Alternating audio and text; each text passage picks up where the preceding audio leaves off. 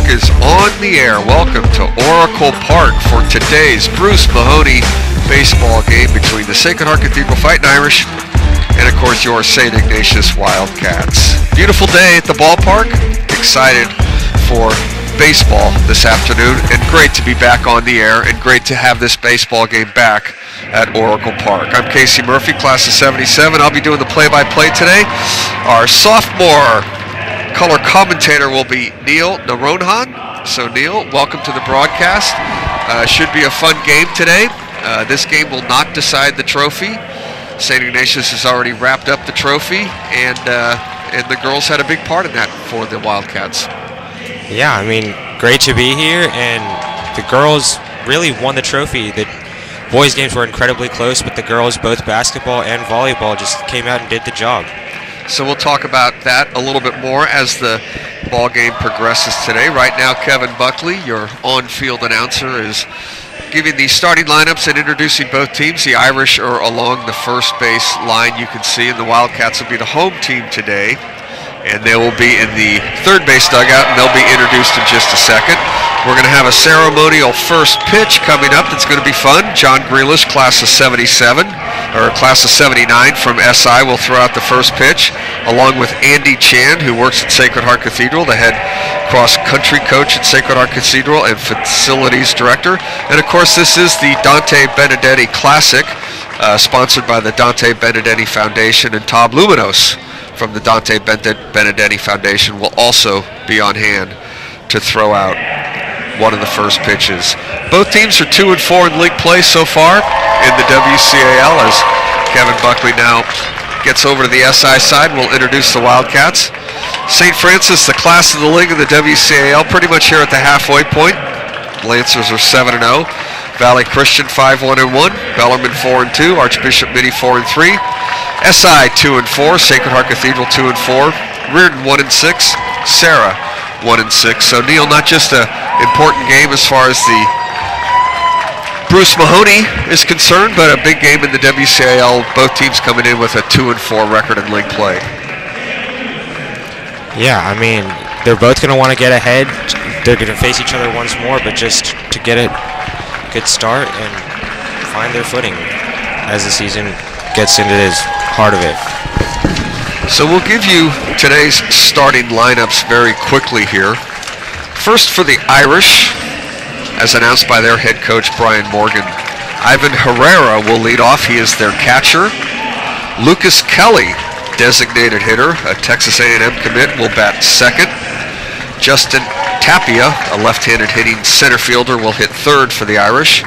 Colin Spear, who will be heading to Nevada Reno to play baseball next year, is the first baseman. Aiden Tackless is a right fielder, hitting fifth. Hitting sixth is the shortstop, Jeffrey Azario Agard. The left fielder hitting seventh is Ronan Mukai. Aiden Shea plays third base for the Irish. He's hitting eighth. Batting ninth will be Jacob Baseman, playing at second base. And the starting pitcher for the Irish is Christian Padilla. He comes in with a record of 1-2. He has 2 saves, a 3.67 ERA, and his brother, Diego Padilla, was a catcher for the Irish baseball team a couple of years ago. In fact, he was the catcher for the Irish team the last time these two teams met on this field. For the Wildcats, being introduced right now by Kevin Buckley, Brian Polizzi, of course, the manager of the Wildcats. The leadoff hitter will be Gus Parker. He's playing center field. Lenny Beatty is the second baseman, hitting second. Nico Gamozius is the first baseman. He's hitting third. He's the leading hitter for the Wildcats. Malcolm Felix, the cleanup man, in right field. Jackson Short will be playing third base, hitting fifth.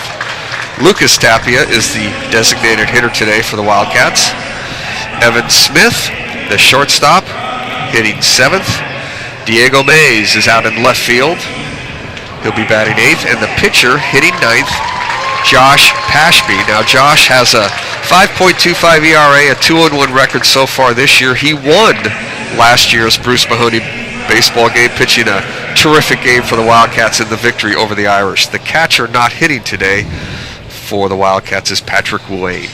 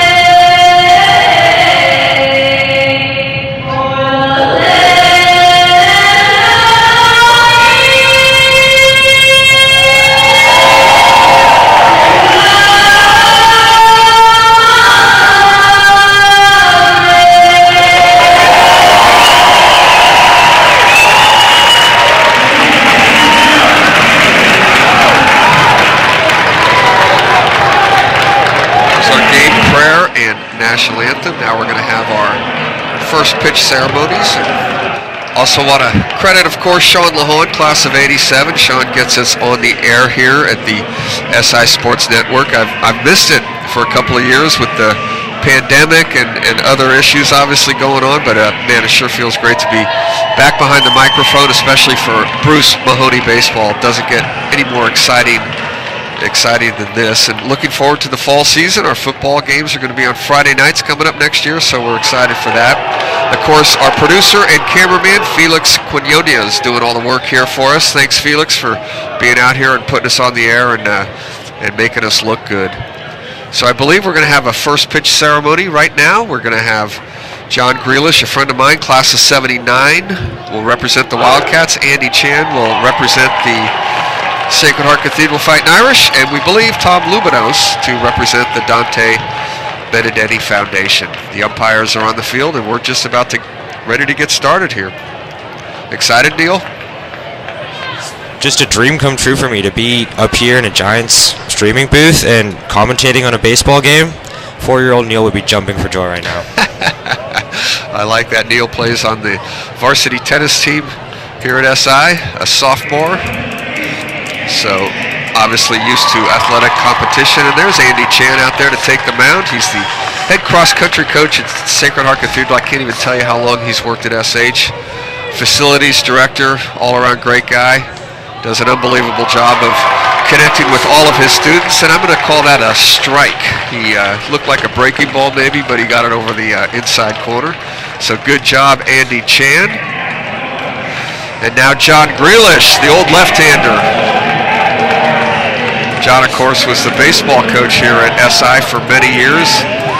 Can't exactly tell you the exact years, I'm embarrassed to say, but my nephew played on his team, Danny Benici, and I used to attend a lot of games when John was the head coach here at SI. And that's a fastball in and over for a called strike. So John Grealish and Andy Chan with the first pitches here at this Bruce-Mahoney baseball game. Heck of a start so far.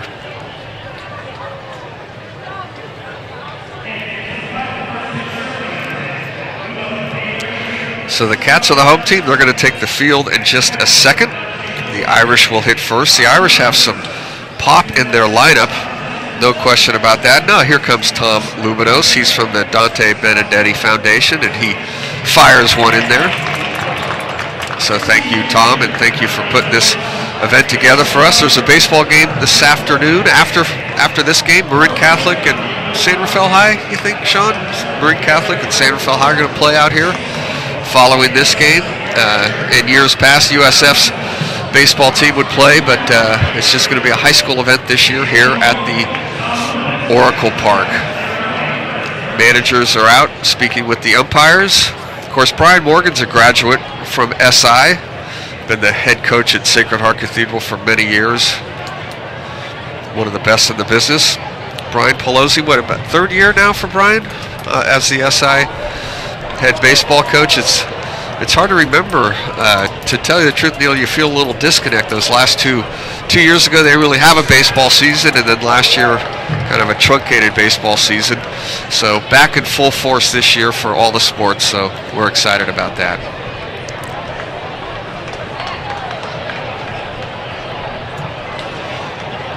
For the Irish in the first inning, it'll be Ivan Herrera. He's their catcher, the leadoff hitter. Lucas Kelly's got some pop in his bat, designated hitter. And Justin Tapia will be the first three hitters for the Irish. The last time this game was played here, the Cats scored a couple of runs in the bottom of the seventh to squeeze out a victory over the Irish. 3 runs, in fact, in the bottom of the seventh. Sacred Heart Cathedral had a 3-run lead going to the bottom half. Cats rallied for 3. In fact, Lucas Kelly was just a freshman then, and he got the big hit for the Irish early in the game to give Sacred Heart Cathedral the early lead in that game, a game SI eventually won. 2 years ago, the game was not played. Last year, at Fairmont Field, SI won that Bruce-Mahoney baseball game here last year.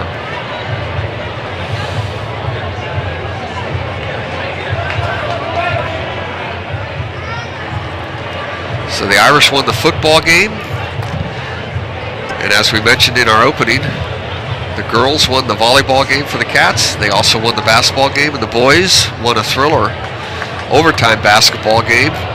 The Bruce-Mahoney series is determined in 5 games this year. The boys play football, basketball, and baseball, as they have in the past. Of course, it's the first baseball game and the first basketball game that they play. And the girls have now joined it. The very first volleyball game and the first basketball game of their seasons when they play each other will count as Bruce-Mahoney. So it's great to have the men and now the women involved, honoring 2 great men, Bill Bruce and Jerry Mahoney. Long overdue change there. Long overdue is right. No question about it.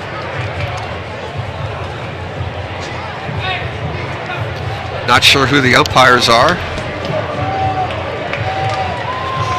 I guarantee you, though, I know at least two of them personally. I just can't quite tell who they are from here.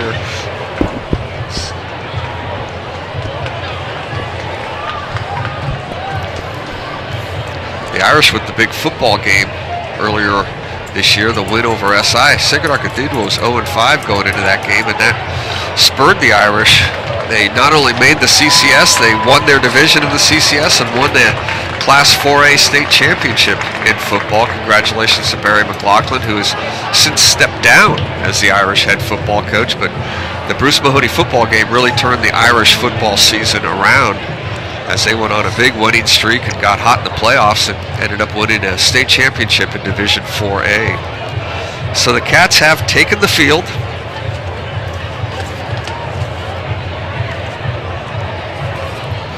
We'll set SI up defensively. The pitcher we mentioned, Josh Ashby, a 2-1 record so far this year, and he was the winner in last year's Bruce-Mahoney baseball game. Patrick Ruane is the catcher for the Cats. Nico Gamozia is over at first base. The second baseman, Lenny Beatty. The shortstop, Evan Smith. Jackson Short over at third. Diego Mays, left fielder. Gus Parker at center. Malcolm Felix in right. Am I pronouncing Diego's name correct? Do you go Mays on that? Shouldn't he be playing center field if his last name is Mays? I'm showing my age there. You know who? Did you get that joke? I did not get that joke. Well, I'm talking about the greatest of all time, Willie Mays, who did not play in this ballpark but played in this city. The great center fielder for the San Francisco Giants. They spell their names differently, and Diego Mays is out in left field. Looking back, I probably should have gotten that joke. Trust me, Neil, I'm going to say 4 or 5 things today. You're going to be looking at me going, what's he talking about? But that's cool. We'll have some fun. That's the main thing. Yes, sir. Looks like Marty Cole working his way down to the third base coaching box for the Irish. His son played for the Irish for 3-4 years ago. Terrific baseball player. Ended up in college on the East Coast. And we are ready to go.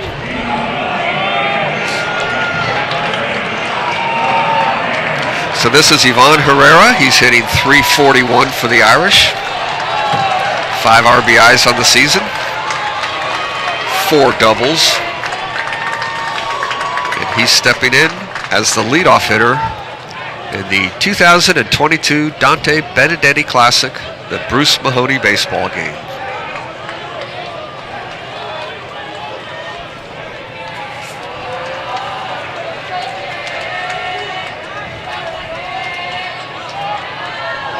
Here's the pitch.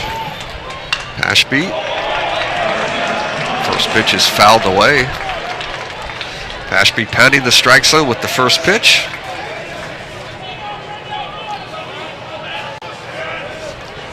Herrera dribbles it foul.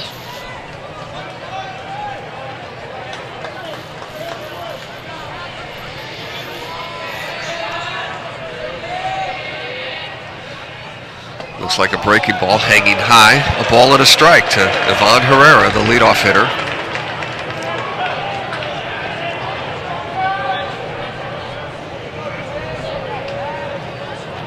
Ashby went deep into last year's game at Fairmont Field. Got credit for the win over the Irish. He throws. Down low, 2 balls and a strike.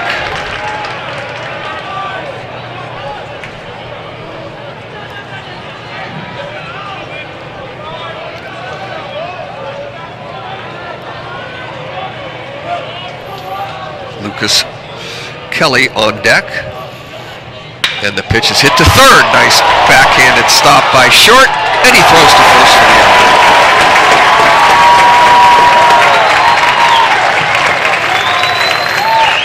Jackson Short was ready for that one, and he made the play over to Gamosius. 1 out, and that'll bring up Lucas Kelly, the designated hitter. Kelly's. You can tell just by looking at Kelly's stance, he is a big hitter, committed to A&M and trying to make some things happen for the Irish here. He's hitting .486 on the year. He's 18 out of 37. He has 16 RBIs, scored 16 runs, has 6 doubles, 2 triples, and 3 home runs for the Irish. And the first pitch is a ball. We haven't had this game on this field in a couple of years. Lucas Kelly was a freshman 3 years ago, and he got a big base hit in that game, although the Cats eventually came back and won. Kelly hits a drive to center field going back, but having room and making the play is Gus Parker. That was a big leg fly ball to center from Lucas Kelly. 2 up, 2 down. And that'll bring up the left-handed hitting center fielder, Justin Tapia.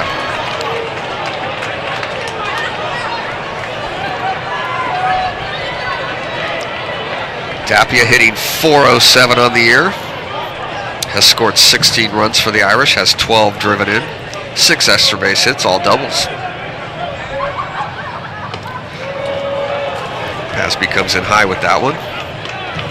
So SI's defense so far, sparkling. Terrific play by Jackson Short. And Gus Parker tracked down that fly ball from Lucas Kelly.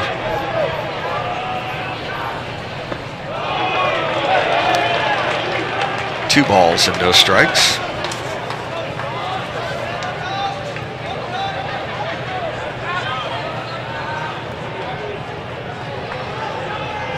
The scoreboard here at Oracle Park has the insignia from both teams. SI and Sacred Heart Cathedral really is lit up. It looks just fantastic. I'm sure Sean will get some shots out there on Twitter for you. Swing and a miss by Tapia. 2 balls and a strike.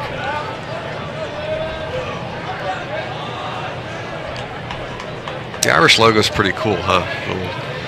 I mean, over. You got to give them credit. That's a new one. I don't know. It's about 5-6 years old. They're very proud of it. That pitch is in there for a called strike. 2 balls and 2 strikes to Justin Tapia.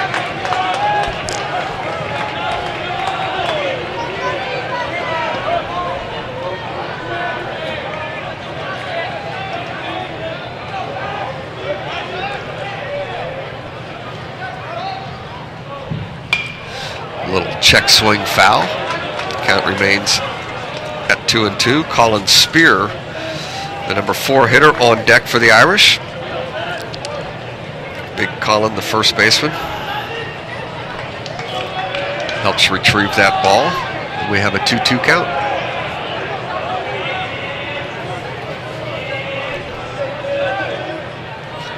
From the windup, Josh throws. Swing and a miss, and he struck him out. So a very good first inning for Josh Ashby. No runs, hits, or errors, and we're going to move to the bottom of the first. So good start for the Cats on defense, and Josh Ashby with a nice inning. Definitely, that's definitely going to increase their confidence going into the rest of this game. Nice little strikeout, and a brilliant play at third by Jackson Short to get the first out.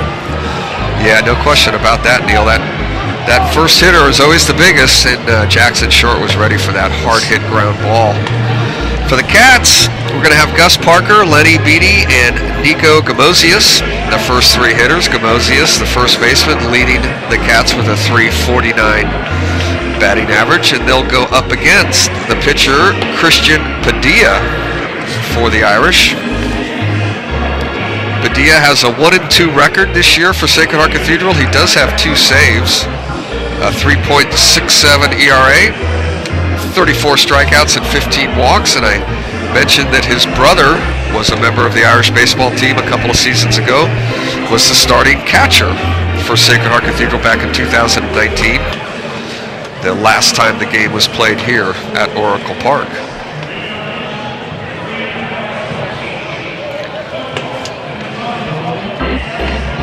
Padilla, a left-handed thrower, and the Irish on defense.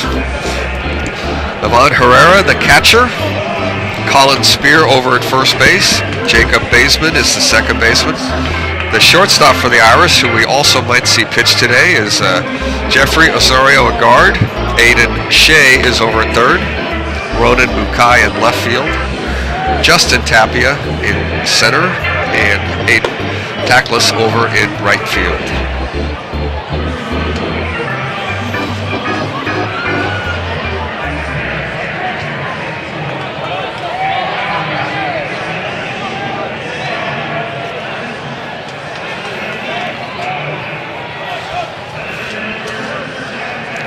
So for the Wildcats, Gus Parker will lead it off.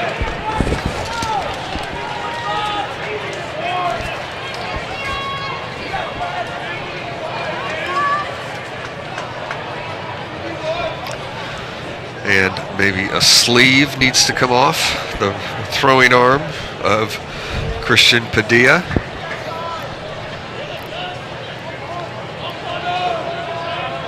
So he'll exchange it for a darker color, it looks like.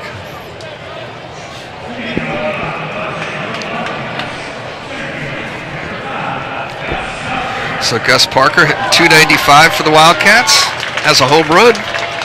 13 runs scored and 4 RBIs. Cats coming in with a 8-7 overall record. Had a win yesterday against Reardon. 2-4 in WCAL play. The Irish 8-4-1 also. 2-4 in WCAL play.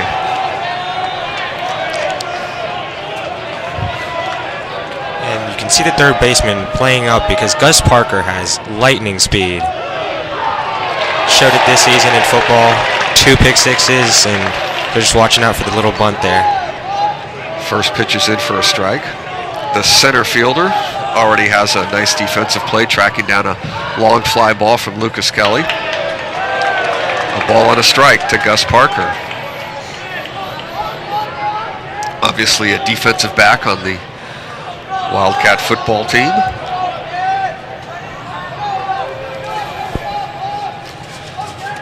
And Shea is in on the grass at third. That ball is fouled away. Chance for a foul ball today, huh? You could walk over and get that one. I think I'm going to go grab that one later. I think you might want to grab that one later.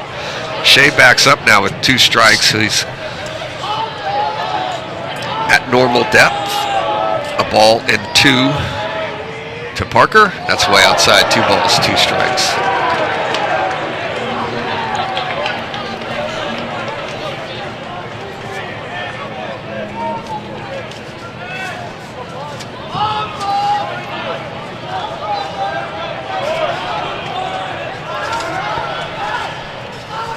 And the pitch, ball 3. So Padilla was ahead in the count, a ball and 2 strikes. But Parker has worked it to a full count now. 3-2.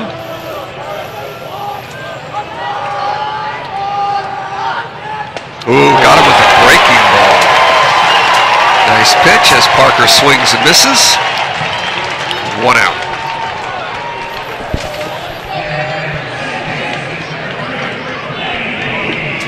So Lenny Beatty, the second baseman for the Wildcats, hitting .211 on the year. Has a double and an RBI, hitting second. Shea in on the grass at third. Gonna swing away and foul it back.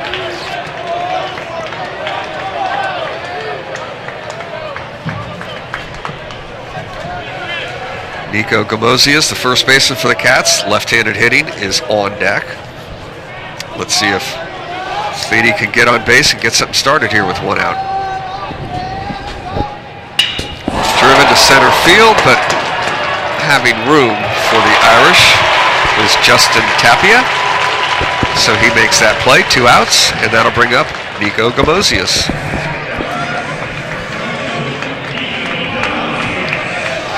Nico's hitting .349, has 15 hits to lead the Wildcats, 3 doubles, 2 triples, a couple of home runs, 11 runs scored, and 12 RBIs to lead SI.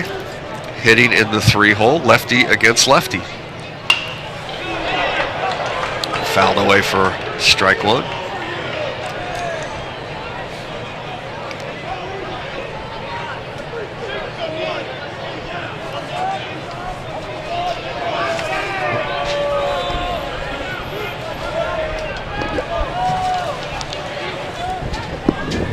Padilla goes from the stretch at all times, doesn't really have a windup, even with nobody on base.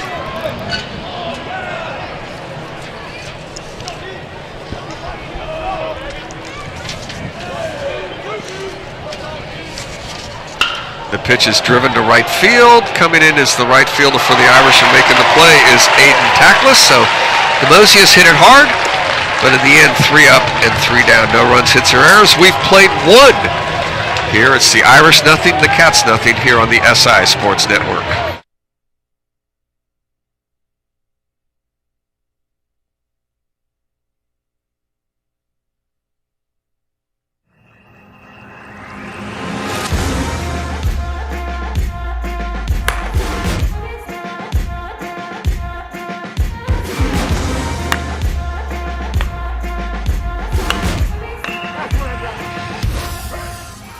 For SI Baseball, we're really all about creating a competitive environment for guys to come out here and thrive. We have kids from all over the Bay Area, and we really are working to build that program to be one of the top teams in the WCAL. Philosophy-wise for SI Baseball, it's all about creating an environment, a competitive training environment to start. And our philosophy is really to play hard and have fun. Our values really represent the school, and it really is a brotherhood. It really is a family environment. I chose SI because I went to a few summer school camps and I really fell in love with the school. The teachers are amazing. They work with you so much, and I'm an athlete as well, so I love playing sports, and the WCAL is one of the best leagues in California. I chose to come to SI because it has a balance of academics and athletics, which is something that I was looking for. And I also chose SI because of the environment that it has to offer. It's a very open and learning environment, and I feel like I can excel here for sure.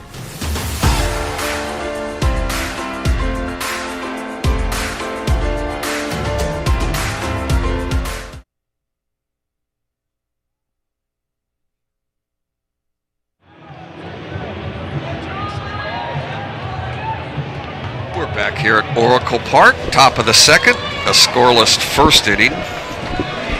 Josh Pashby has thrown his warm-ups and he's ready to go. He's going to face Colin Spear, Aiden Tackless, and Jeffrey Azorio Agard, the shortstop for the Irish, as the 4, 5, and 6 hitters here in the second. Both teams went down in order in their halves of the first inning.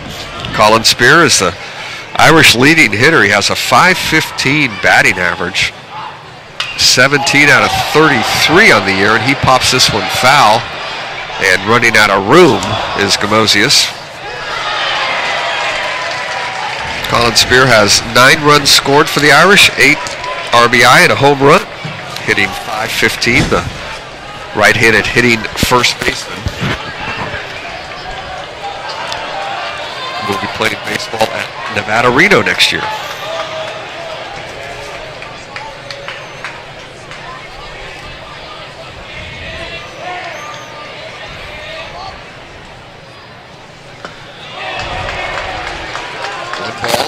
One strike.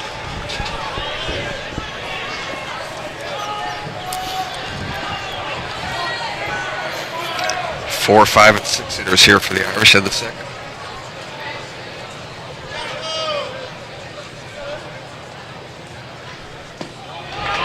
Close, but a ball. 2 balls and 1 strike to Colin Spear. 3 umpires working this high school baseball game, of course, behind home plate. We have one down on the first baseline and third baseline.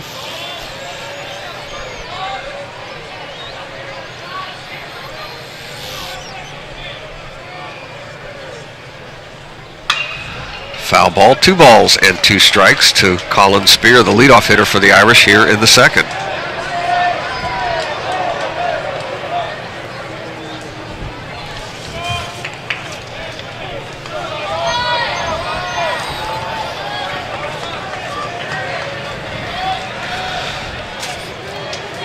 The Cats playing Colin Spear to pull the ball. Third baseman short, close to the line. Pitch is fouled away.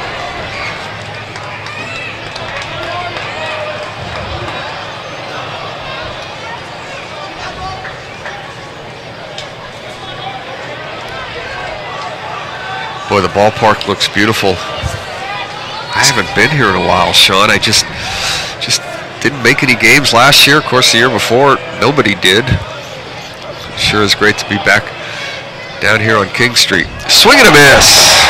Colin Spear strikes out. 1 out here in the second for the Irish, and that'll bring up Hayden Tackless, their left-handed hitting right fielder.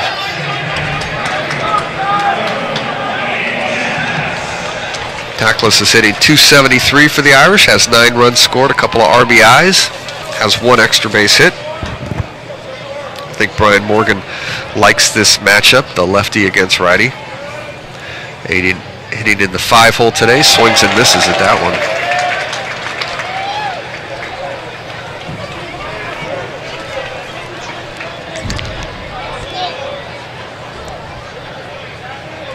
The Irish had a game this week against St. Francis, finished in a 1-0 score. There's a bouncing ball, first base. Gamosius is going to take it himself. So 2 outs. That'll bring up the Irish shortstop, Jeffrey Osorio-Agard. But in that game, the Irish had... So it must have been a foul ball. I missed that. Tackless is still in there. A ball. There's no balls and 2 strikes, so it was a foul ball.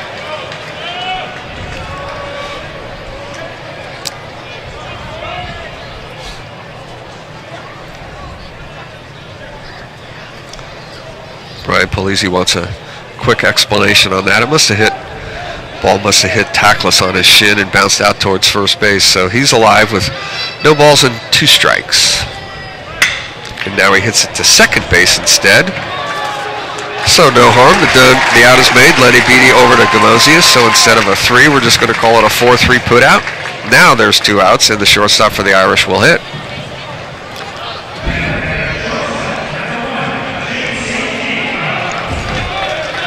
St. Francis, the class of the league so far in the WCAL, with a 7-0 mark in the halfway point. And as I mentioned, they beat the Irish 1-0. They scored a run in the 7th. They had 15 strikeouts. So the Irish had hot bats going into that game, and the Lancers cooled them out. First pitch is a strike.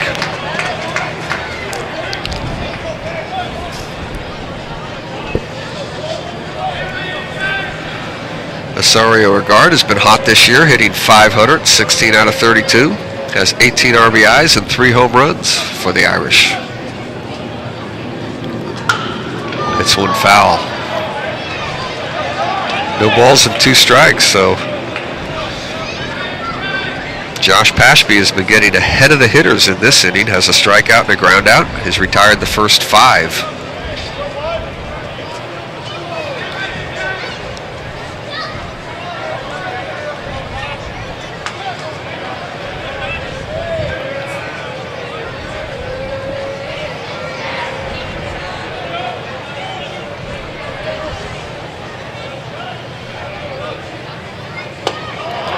Pitch is high, a ball and 2 strikes to Osorio-Agard.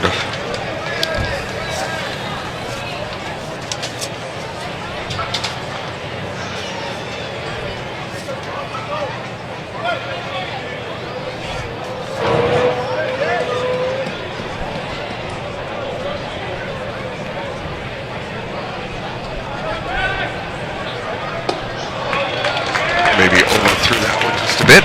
2 balls and 2 strikes.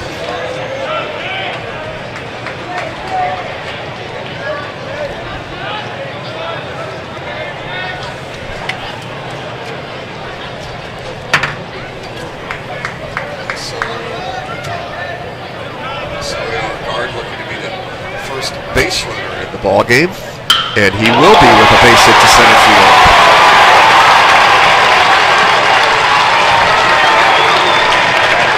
Fights back from an 0-2 count and gets a nice little base hit down the middle there. First man on board in the game. So Guard is a good base runner.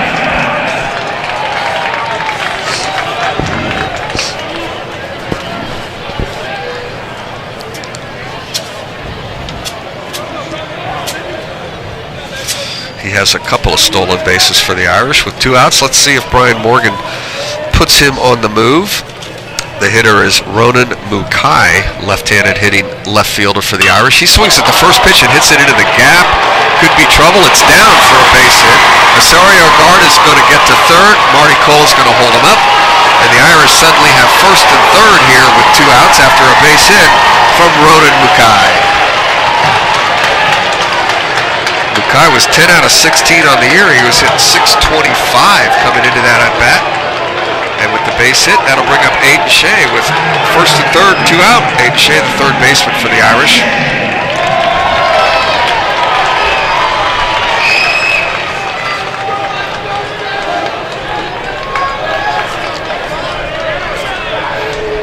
Nice job by Gus Parker to field that ball cleanly and get it back in. Marty Cole had thoughts of sending Osorio Agard home, but with the play cleanly fielded, held him at third. First pitch is a ball. Aiden Shea hitting .227, has 6 RBIs, 6 runs scored, has a couple of doubles this year for the Irish. First threat of the ball game here in the top of the second. Foul down the right field line, a ball and a strike.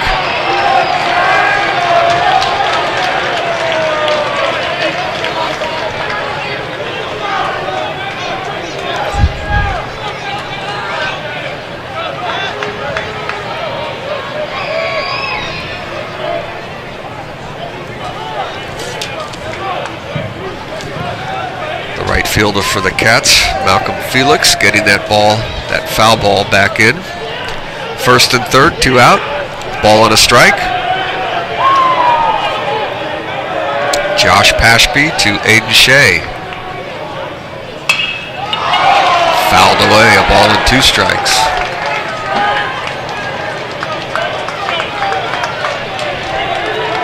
Now, does he get to keep that ball, I wonder? What do you think, Neil? That is a good question. I see a lot of security guards going and picking up balls, but are they really going to take a ball away from a kid? I don't think so. So Pashby ahead here, a ball and 2 strikes, first and third, and 2 outs. Big pitcher. Nice job by the catcher, Ruane. Patrick Ruane making that play. 2 balls and 2 strikes. That becomes very important, obviously, with a man on third. On deck, Jacob Baseman, the second baseman for Sacred Heart Cathedral.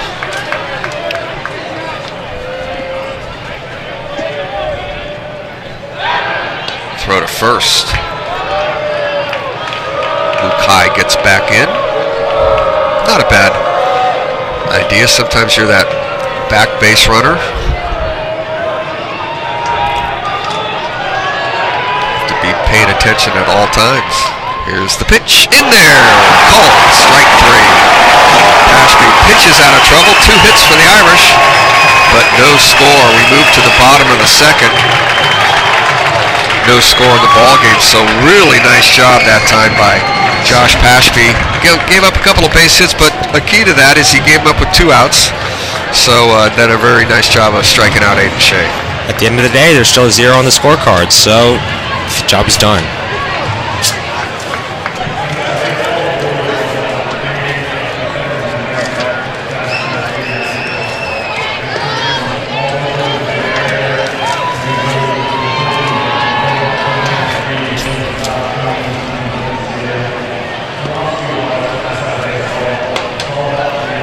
So for the Cats here in the bottom of the second, facing Christian Padillo, they're going to send up their right fielder, Malcolm Felix. Jackson Short, and then Lucas Tapia, the 4, 5, and 6 hitters for the Wildcats.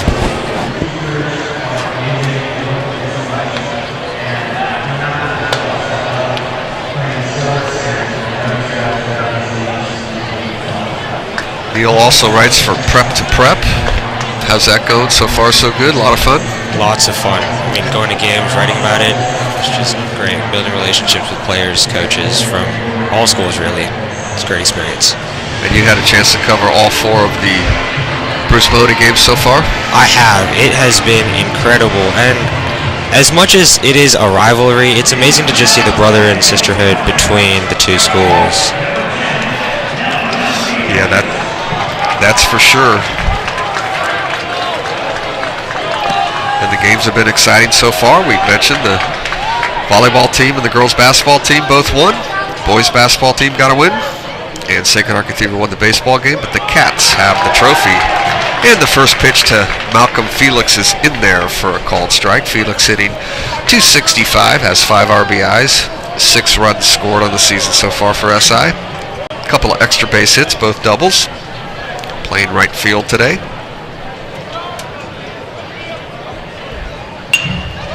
Kind of a breaking ball there. Fouled away. No balls and 2 strikes. The SH crowd is getting a lot of foul balls. SI a little less fortunate. That guy's got 2 now. Yeah. Now more people are starting to move over there, I've noticed. No balls, 2 strikes. That pitch is outside. A ball and 2.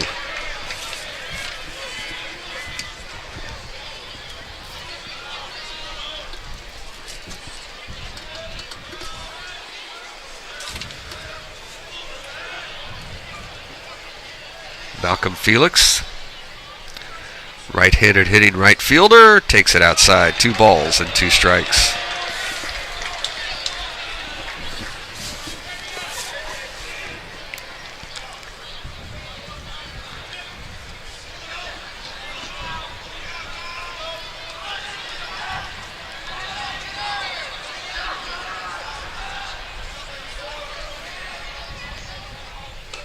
Ball 3. So this becomes a big pitch here to the leadoff hitter in the second inning. Padilla was ahead, no balls and 2 strikes. He's missed with 3 straight. So full count to Malcolm Felix.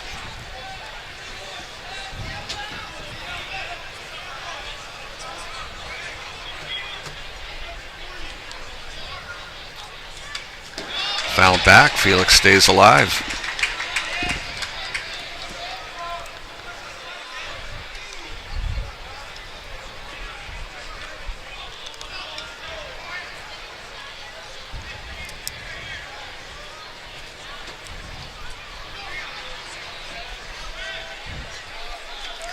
Malcolm Felix looking to get something started here for the Wildcats. The leadoff hitter here in the bottom of the second. Scoreless ball game. And he hits a ground ball out to shortstop. And the play is made by Osorio Agard over to first base. Colin Spear there. So a 6-3 put out. 1 down, and that'll bring up Jackson Short. Short playing third base for the Cats today, hitting .256, has 9 RBIs, 3 doubles and a triple on the season so far, left-handed hitter. Made a fine play leading off the game.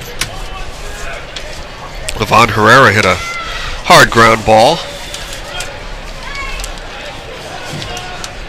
to his right as the leadoff hitter, and Jackson Short made that play, recording the first out of the game. First pitch is a ball. Lefty against lefty.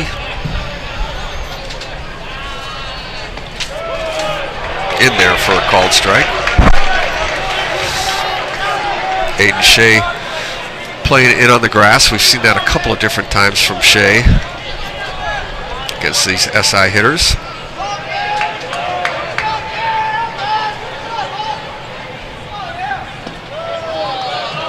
Pitch is a bit down low. 2 balls and a strike to Jackson Short.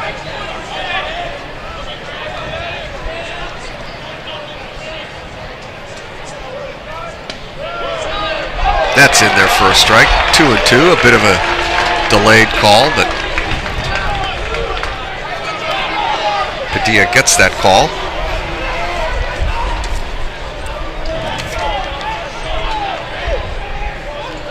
Aiden Shea will back to normal depth, and the ball is fouled down the left field line.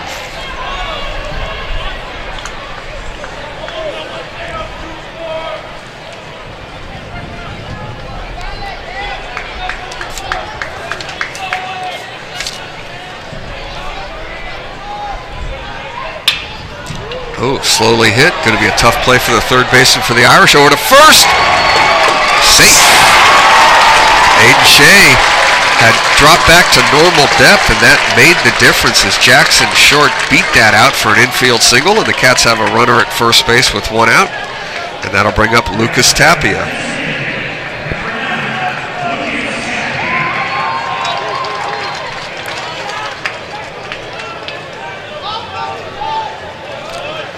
Tapia, the designated hitter, hitting .250, 3 RBIs, a couple doubles. Let's see if Jackson Short tries to get on the move. There's a bunt. It's a fair ball. We're going to go to second for one. Nice play by the catcher, Ivan Herrera, as he gets the force out at second base. That ball wasn't bunted far enough out in front to be effective, so that putout goes 2-6. And Lucas Tapia will be at first base now with 2 outs.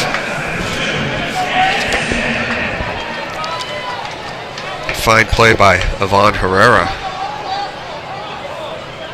Brian wants to make sure that was indeed a fair ball.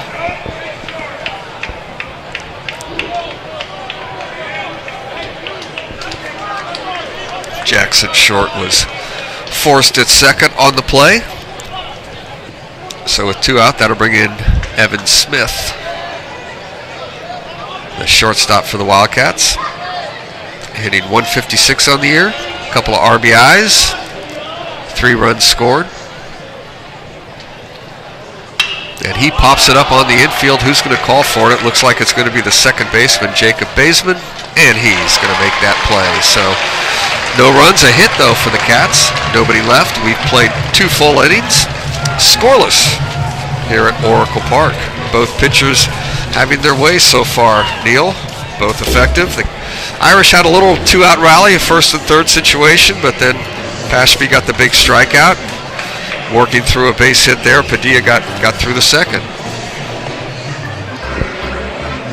And Pashby, obviously, he's not the #1 pitcher for this team. Jackson Short is normally on the mound, but he's been pitching in the big game, pitched in the Bruce-Mahoney game last year and showed what he was made of, and he showed it again last inning. 2 outs, 2 on, got the job done. Will we hopefully see Jackson Short maybe later in this game? Perhaps to close it out, if that's a possibility for the Cats? I am not sure, but that would be nice.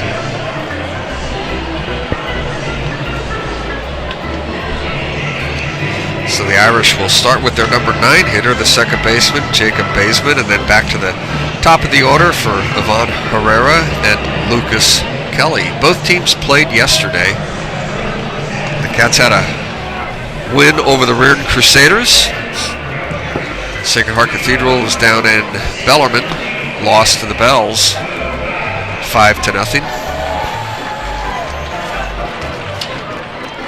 No other games today in the WCAL. As we mentioned, St. Francis leads the league with a 7-0 mark. Valley Christian 5-1-1. The Bells 4-2-1. Middies 4-3. Both the Irish and the Cats are 2-4. Reardon 1-6. Sarah at 1-6. So here's the first pitch to Jacob Baseman, and that's outside for a ball. Baseman hitting .278. 5 out of 18 on the season, has scored 6 runs for the Irish.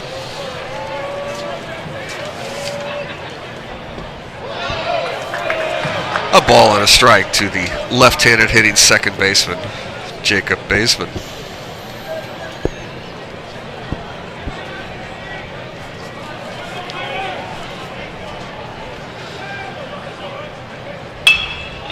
It's going to be a tough play for the pitcher. Pashby to first, he got him.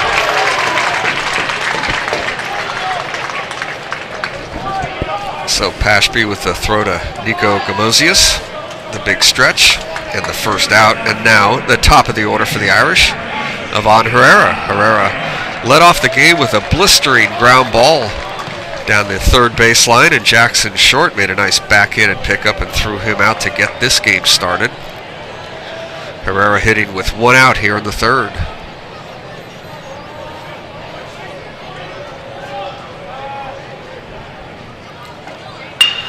Pashby throws and fly ball to center field. Gus Parker's got plenty of time, and he's going to make that catch. So quickly, 2 up and 2 down here in the third. And that'll bring up Lucas Kelly. And if you're going to pitch to Lucas Kelly, you want to pitch to him with 2 out and nobody on base. Kelly had a long fly ball in the first inning, but Gus Parker had plenty of time to get back near the warning track and make that catch. He's 0 for 1 in today's game. Came into the game hitting .486. Leads the Irish with 16 RBIs, has 3 home runs on the season, and he takes a pitch outside. We mentioned he'll be playing baseball next year at Texas A&M.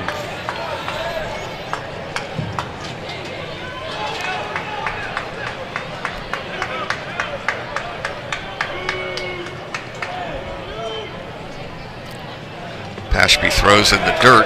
2 balls and no strikes to Lucas Kelly.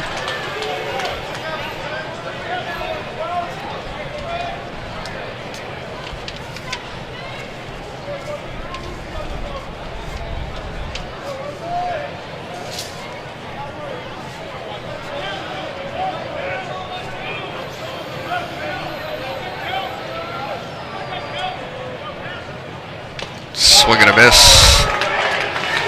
Foul tipped off the glove of Patrick Ruane. So 2 balls and 1 strike to the big right-handed hitting designated hitter, Lucas Kelly.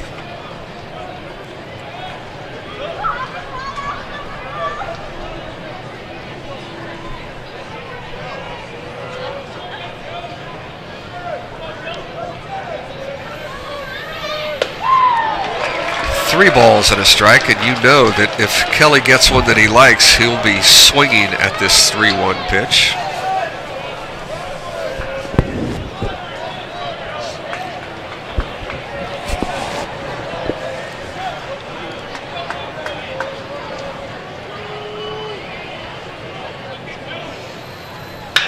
And he hits it to third. Jackson Short has to back up, and it's going to be a long throw, and he makes the play.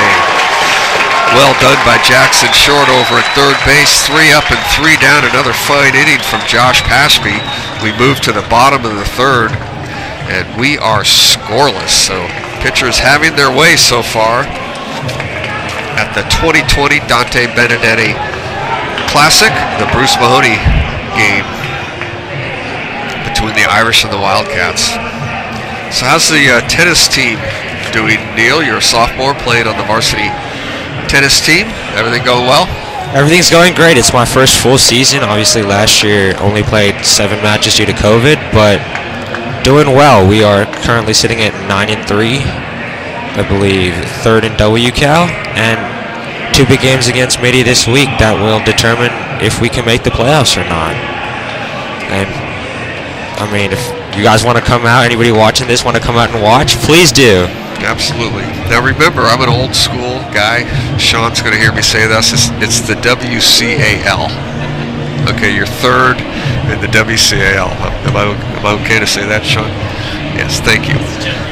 Somehow, some way, it became the WCAL, and I'm not going to go with it. So anyway, the WCAL, the West Catholic Athletic League. Well done. Speaking of other sports, the SI golf team is off to a terrific start. Dan Schwabe, the head coach, has the Cats. I think they're maybe 9-1 or 10-1. They had a huge win over Sarah this last week. Sarah was really kind of the league favorite going into the golf, and the Cats beat them down at Half Moon Bay. That's a big game for the WCAL standings. There you go. Well done, Neil.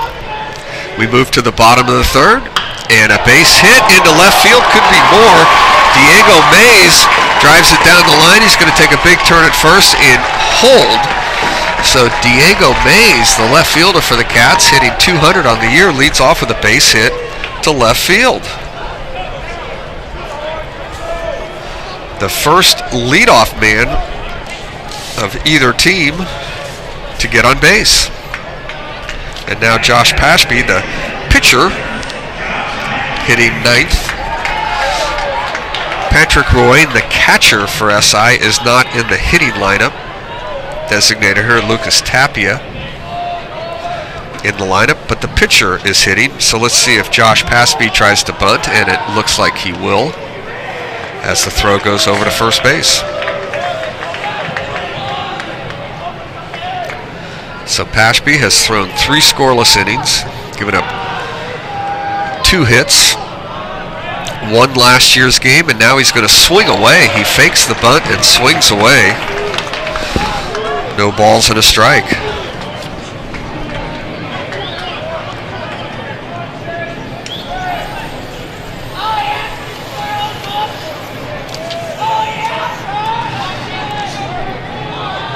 Padilla, the left-hander, staring right at Mays, and he's going to throw to him. Why do I feel like that every left-handed pitcher in the world has a good pickoff move? They just all seem to have one.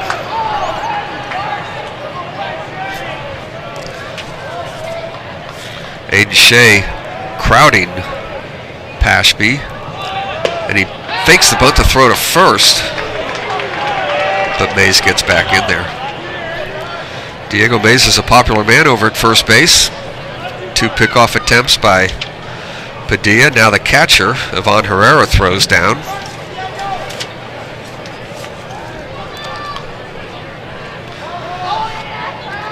Mays with the lead. The pitch is bunted through for a strike, so it's going to be a ball and 2 strikes. Nobody out. Mays on first. Pashby looking to get a bunt down or some kind of way to get Mays to second base. Gus Parker, the leadoff hitter, is on deck for the Wildcats. Pretty good lead at first. The pitch just misses on the inside corner. 2 balls and 2 strikes.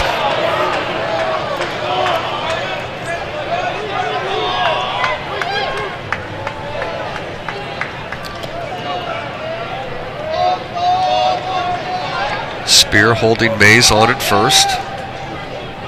And here's the pitch. A little bit low.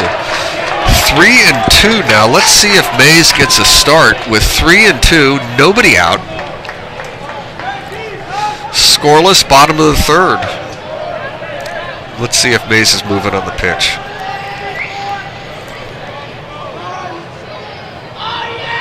He's holding, and the pitch is outside. Ball 4. So a mistake from Padilla.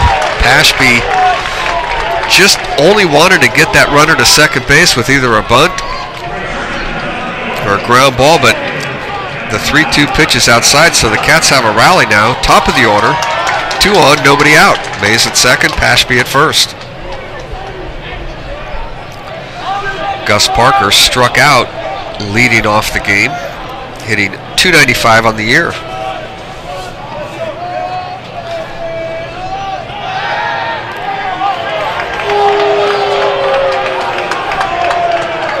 So now the Irish are going to talk about it.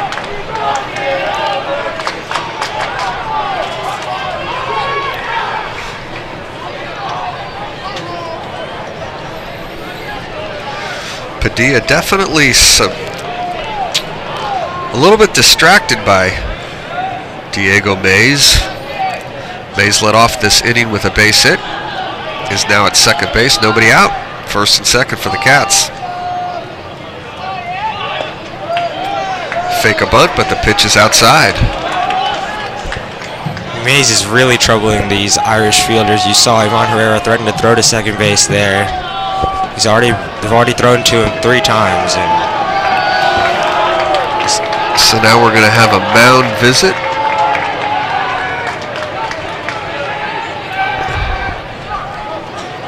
And important part of the game here in the third inning of a scoreless game. Nobody out. Cats have runners on first and second.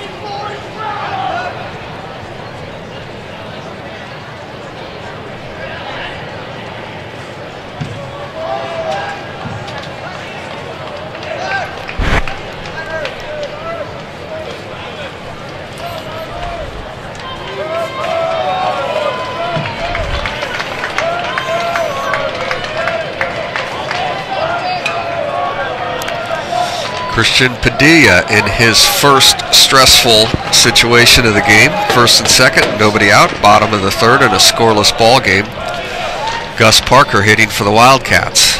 Parker puts a bunt down, and it's a good bunt. He's going to have to go to first, and he throws it wide, and Parker is going to be safe on the throwing error, and the Cats are going to have the bases loaded here with nobody out in the bottom of the third.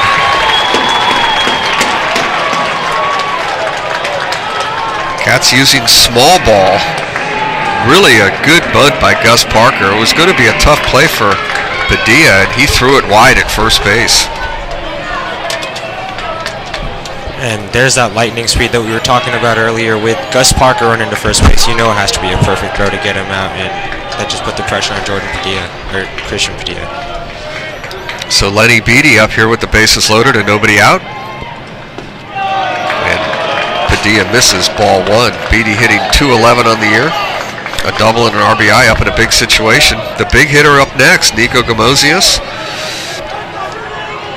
For the Cats, chance to break this thing open. Irish are going to play the infield back. Double play depth in the middle. In at the corners. A ball to the middle of the diamond will score a run though. And here's a hit right to third base. He's going to go to home for an out, and that's the only play. Nice play by Aiden Shea. Ball right to him at third base. He threw it home to Herrera for the force out.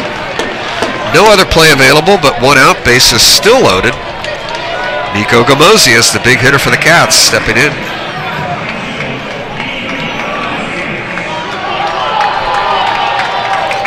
So 5-2 on your putout. Both the third basemen in this game have made fine plays for either team. And the left-handed hitter Gamosius hitting .349 on the season. Chance to put the Cats ahead. Bases loaded, one out. Breaking ball in the dirt. Nice play by Herrera. Ball one.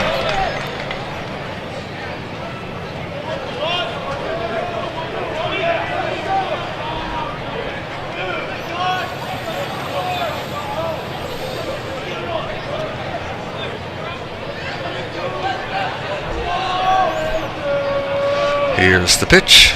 Gamosius takes in there for a strike. A ball and a strike.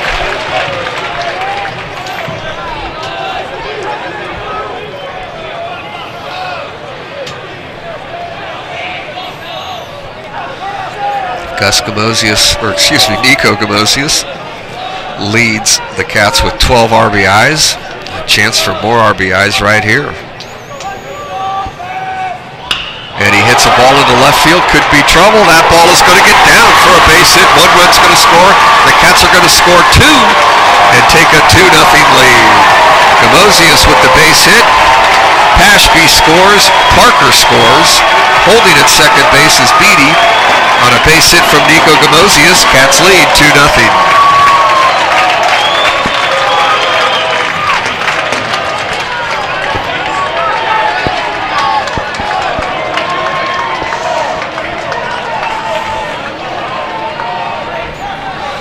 Nice piece of hitting from Gamosius, taking that ball into left center field.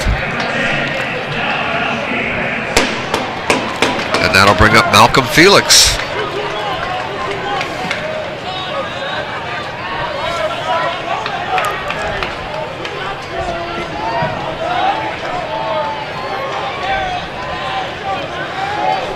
Felix grounded out to shortstop in his first at-bat.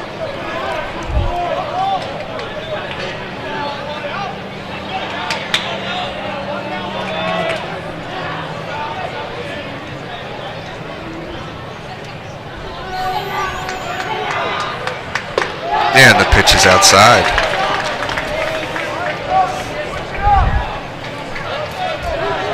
Cats looking to add on here. Have scored 2 here in the bottom of the third.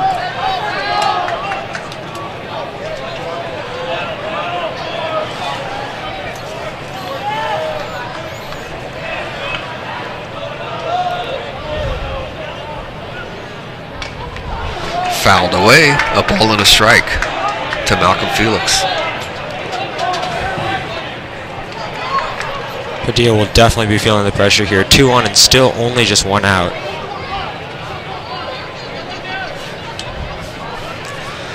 The walk to Pashby was a big at-bat in this inning. Pashby was trying to lay down a sacrifice bunt. Padilla got ahead in the count, but ended up walking him.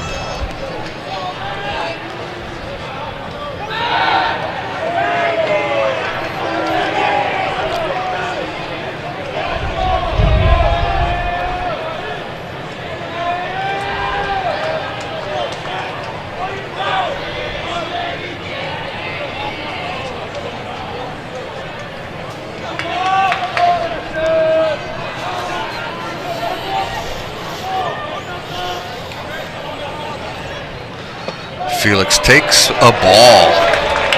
2 balls and a strike.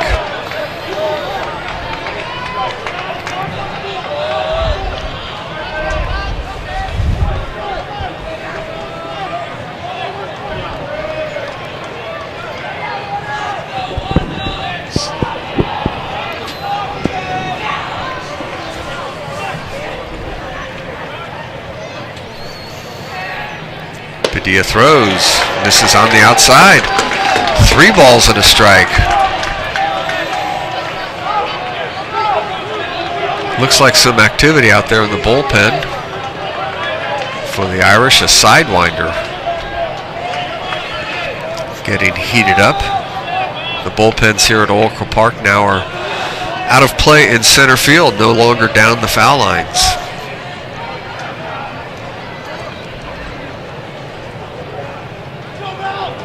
Padilla throws, fouled away. That'll bring up a 3-2 full count. Runners at first and second. Let's see if the Cats put them in motion with a full count.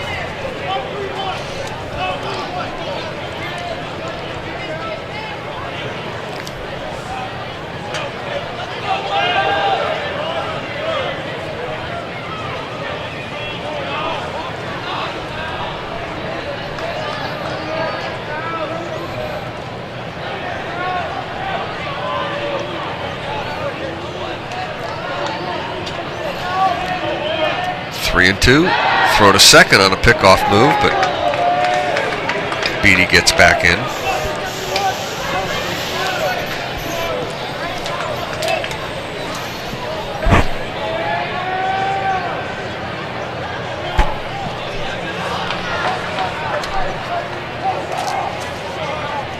That looks like Neil Philpott, number 21, I believe, is warming up in the Irish bullpen. Christian Padilla with a 3-2 pitch to Malcolm Felix. Cats lead 2-0. Runners on first and second with 1 out. And it's hit towards second base. Going to be a tough play. The play is going to be made at first base. Nicely done by Baseman. That was his only chance for an out. Both runners move up. Cats will have runners at second and third. 2 outs, and Jackson Short will be the hitter. Nice play by Baseman there, making sure that he got an out. Short 1 for 1 on the day. A nice little infield single between third and short. Hustled out the throw.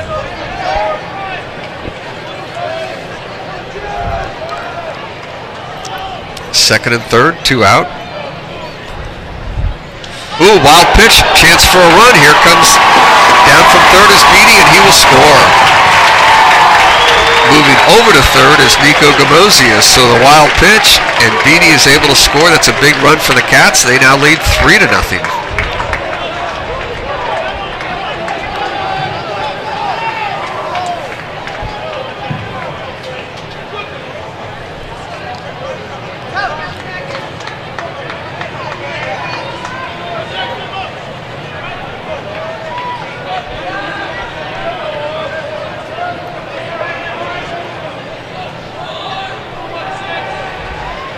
Padilla throws, and there is a base hit into center field. Nice piece of hitting by Jackson Short. He drives in Nico Gamosius with the 4th run of the inning. Short is now 2 for 2 in the game, has an RBI, and the Cats lead 4-0.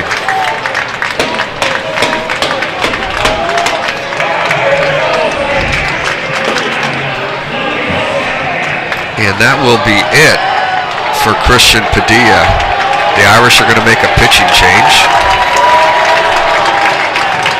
So Padilla throws 2 2/3 innings.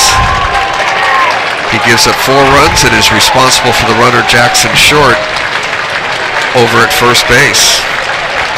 Diego Mays got this inning started with a base hit to left field. Josh Pashby drew a walk on a 3-2 pitch. Gus Parker laid down a great bunt and was safe at first on a throwing error by Padilla. Lenny Beatty hit into a force out at home, 3rd to home, but with the bases loaded and 1 out, Nico Gamosius got a big 2 RBI single. Malcolm Felix hit a ground ball that moved the runners up to 2nd and 3rd, and after a wild pitch scored 1 run. Jackson Short with a base hit drives in a 2nd run. So we'll figure out who this pitcher is. Do you have a number on him? 23. Oh, Dylan. That's Dylan Edelman. Dylan Edelman is the sidewinding right-handed pitcher. Dylan is a junior, and he is taking over for Christian Padilla.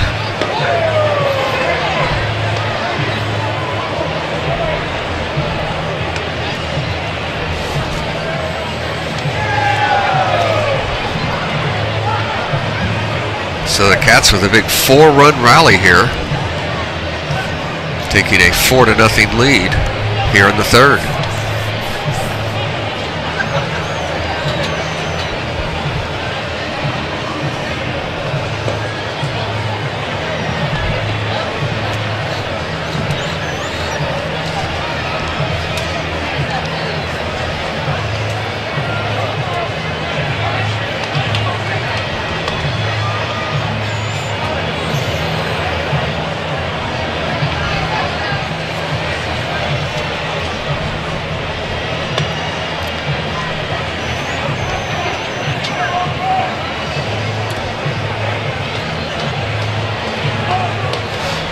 Don't have any stats on Edelman.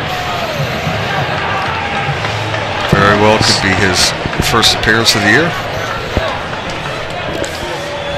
And he will be throwing to the right-handed hitting designated hitter, Lucas Tapia.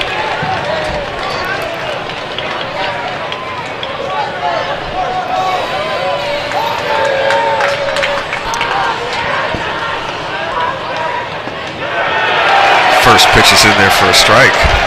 Tapia tried to bunt a runner over in his first at-bat in the 2nd inning, but his bunt was just in front of home plate, and the catcher for the Irish, Ivan Herrera, was able to force the runner Jackson Short at 2nd base. Short with his lead on first. That's a frisbee way outside, a ball and a strike. Ivan Herrera with a nice little jump over there to keep Short at first. Jackson Short, solid base runner for the Cats, got a lot of speed. There he goes. Pitch is outside. The throw to second. Not in time. Short gets the stolen base. He's at 2nd base with 2 outs. Nice play by Herrera. He got that ball down there nicely, but Short had a big jump and he steals 2nd base. Chance for a RBI for Lucas Tapia.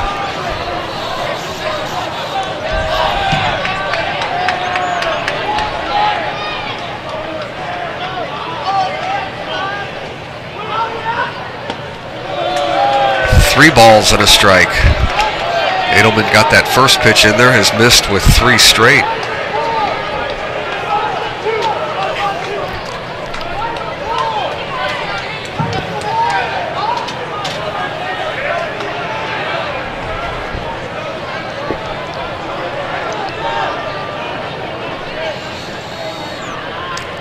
Edelman throws, fouled down the first base line. Full count, 3-2.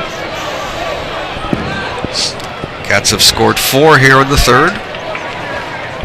Jackson Short at second base.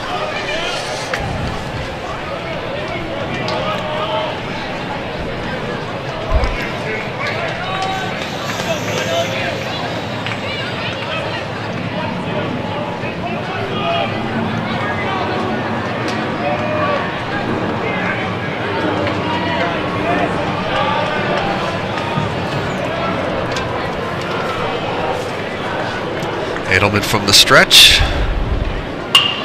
And that is going to be a looping liner. Base hit into right field around third.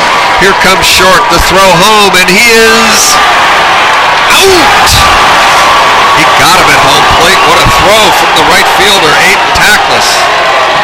And the Irish, even though they give up 4 runs in the inning, leave the field with a little bit of momentum.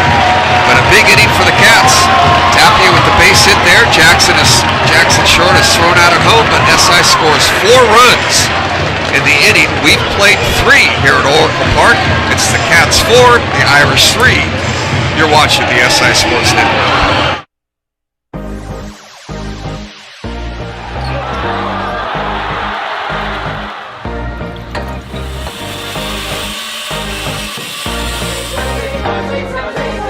Hey there, welcome to SI. Want to dance?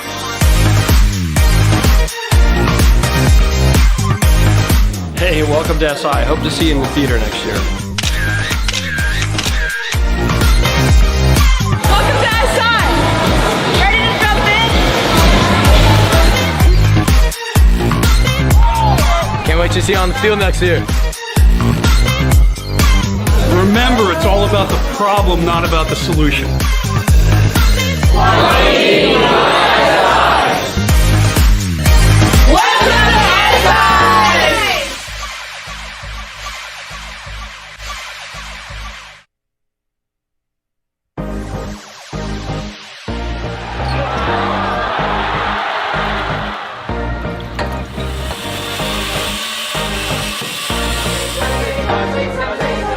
Hey there, welcome to SI. Want to dance?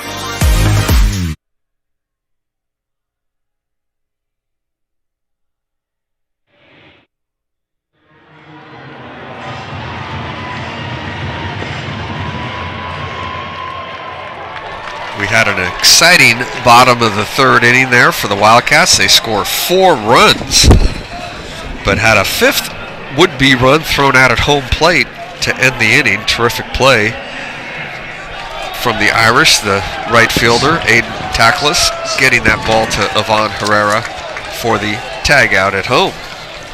But 4 runs for the Cats. We move to the top of the 4th. Justin Tapia will lead off for the Irish, and the first pitch is right there for strike 1. Tapia struck out in the first inning against Josh Pashby. Pashby into his 4th inning of work. Pashby giving up 2 hits in his first 3 innings. And he throws just low. Ball on a strike. Big inning for Pashby here. Once you put up 4 runs like that, you love to see a 0 in the Irish half of the 4th and get that momentum right back into the SI dugout. The Irish, on the other hand, are desperate for a couple of base runners and get one of those big boppers up to get back into the ball game. Swing and a miss from Tapia, a ball and 2 strikes. Tapia hitting .407 on the year, has scored 16 runs for the Irish. Pitch is outside. Tapia, the center fielder for Sacred Heart Cathedral.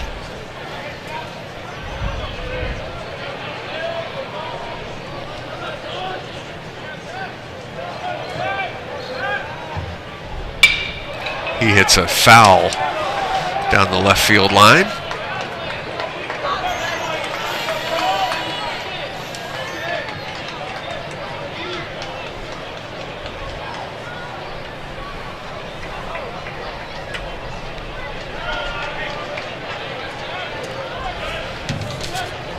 So Justin Tapia looking to get something started here for the Irish.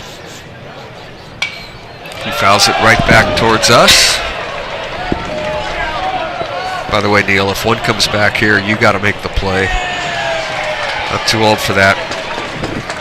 I've been playing cricket since I was 4 years old. I'm ready to catch the ball with my bare hands. Attaboy. Back in the day, I used to love going to Candlestick Park to empty crowds and get foul balls, but those days are done for me. Ball 3. You do know where Candlestick Park was or is? Or Yes, okay. yes I do. Okay. Back in the day, the Giants have played here, I guess, 22 years now. Is that right? Wow. 22 years. Of course, the Niners played at Candlestick Park a little bit more recently than that. And Justin Tapia gets what the Irish need, and that's a leadoff base runner here in the 4th inning. The Cats and Pashby did not want to walk Tapia, but that 3-2 pitch missed high. So with a runner on first, that's going to bring up Colin Spear. Spear's the leading hitter for the Irish in terms of, with the most plate appearances, I should say, a .515 batting average. Ronan Mukai hitting .625, but Colin Spear has 17 hits and 33 at-bats, leads the team in number of hits, and that pitch is a ball. So the Irish looking to get something started here in the 4th after the Cats score 4 runs in the 3rd.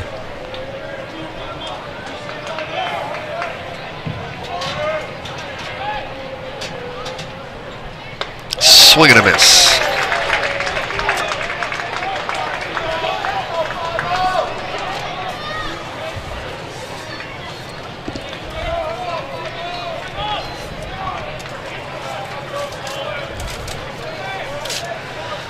Big shutdown inning opportunity for Pashby as he throws high over to first base. Gamosius climbs the ladder.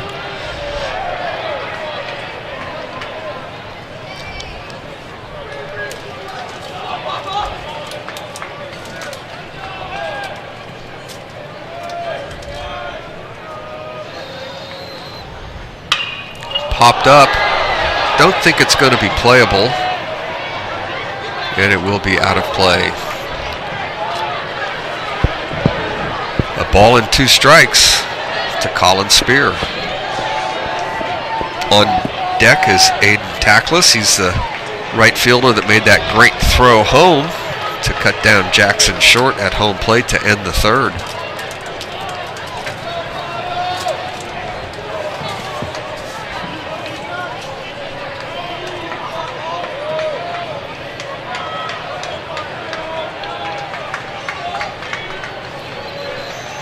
Ball and 2 strikes. Throw to first. Tapia back in.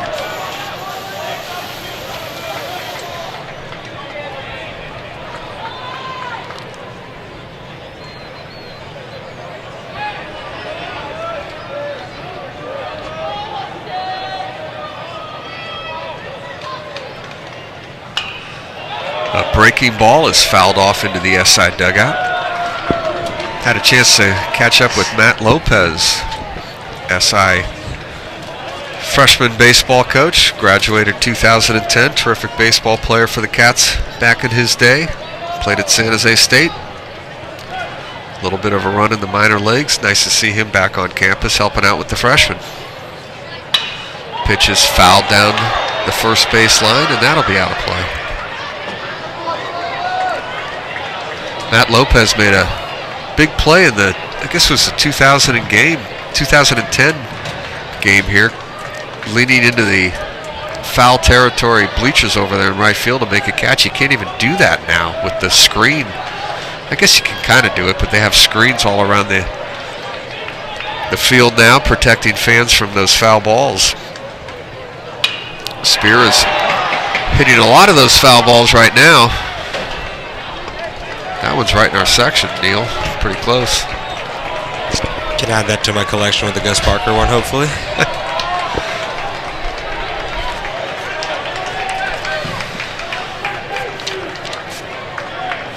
Pashby throwing a lot of pitches here in this inning. He breezed through the first 3.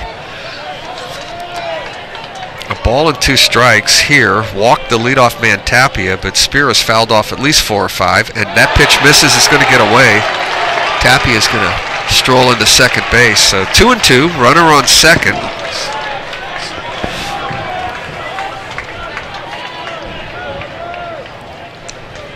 And Pashby still looking for that shutdown inning after the Cats scored 4 in the third.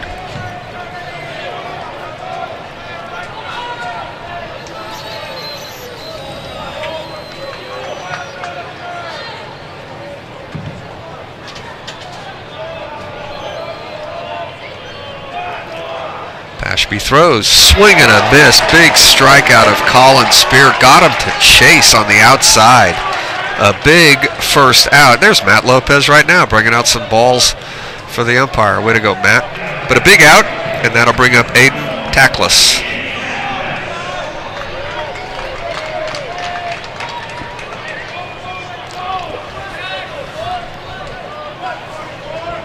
Tackless hitting .273 on the air. He grounded out to the second baseman Lenny Beatty back in the second. Here's the pitch. Popped up down the left field line. Looks like Diego Mays is going to have some room, and he makes the catch down the line, so a big second out. Diego Mays positioned perfectly. Quickly 2 out now for the Irish with a runner on second, and that'll bring up their shortstop, Jeffrey Osorio-Agard. Osorio-Agard started a nice little 2-out rally his last time up. If he can do something similar again, that would definitely be welcome for the Irish as they attempt to make a comeback here. So Jeffrey goes by JC. I just heard Kevin Buckley mention that, and I saw that on one of the notes. So we'll go JC Agard, the hitter, and he fouls one away. So big bounce back from Josh Pashby. Just a moment ago threw a wild pitch, had a runner on second, nobody out, but got Colin Spear to chase to strike him out. A pitch or two later got Aiden Tackless to fly out to left field. So now 2 out with a runner on second. Chance to get that shutdown inning. And the pitch is fouled away, so quickly ahead of Agard. No balls and 2 strikes. Nice bounce back from Pashby here in the fourth. But as Neil mentioned, Agard and Mukai got hits back-to-back back in the second inning. For the Irish, only 2 hits of the game so far. Pashby ahead, no balls, 2 strikes. Breaking ball is grounded foul towards the SI dugout.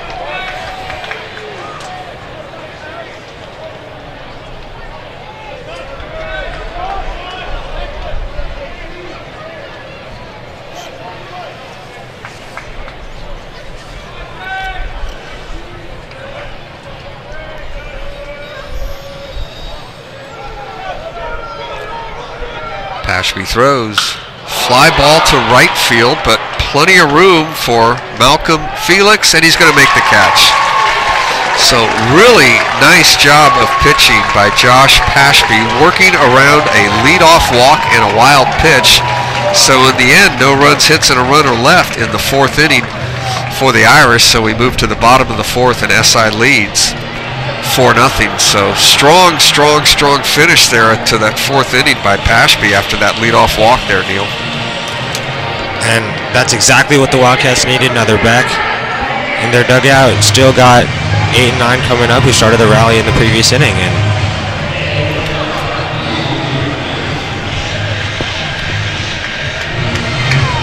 here at the ballpark, they're showing a video promoting many of the SI activities. Are we going to see a tennis shot here in a second? I wish they did, but I do not believe we are in this video.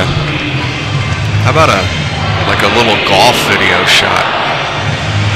You know, SI and SH played golf at Thursday out at the Presidio. I didn't see a big crowd at the golf course watching the golf match. I mean, how come? We should get more people to come to the golf and tennis matches. Let's start that. I agree. Me and you. Okay. I would not be complaining if people came out to golf and tennis matches.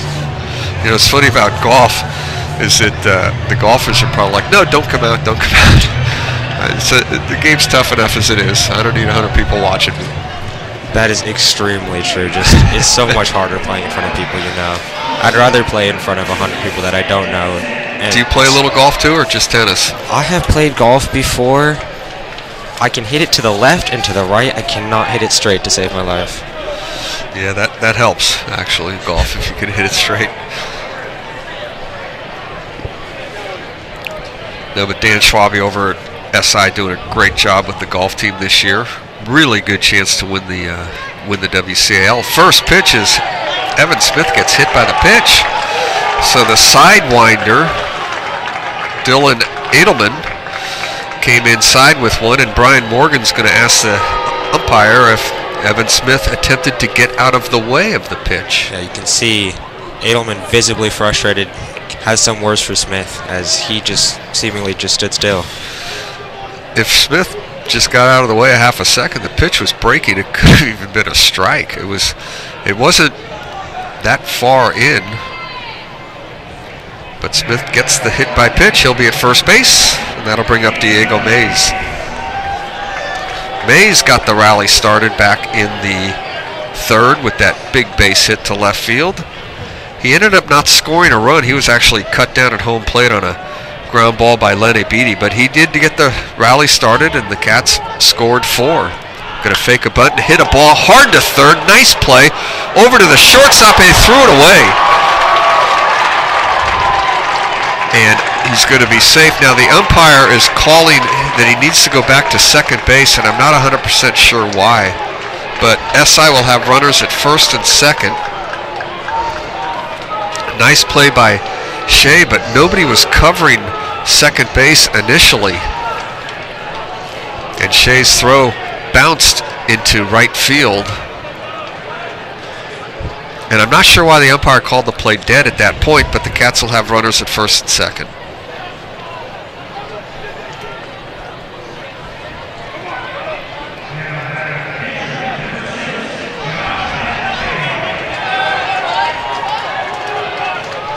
So the Cats using small ball to get these rallies started. They're faking bunts. They're swinging when the Irish are thinking they might be bunting, and the Irish infield defense was out of position on that play. Shea made a nice play initially, but had no one to throw to. Wheel is on, but the throw to second. Smith gets back easily.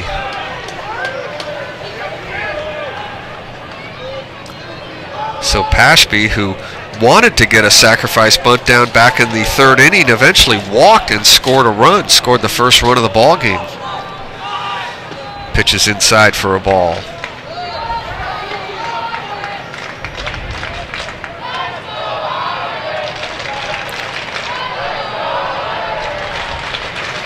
So the Irish have just one error on the scoreboard, but they've committed 2. I think anyway. The Gus Parker play,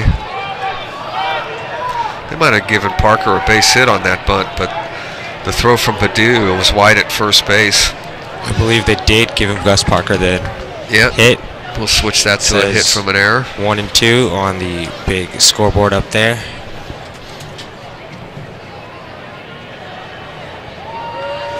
Yeah, the Cats with 6 hits in the game, all singles. 2 infield hits for the Cats.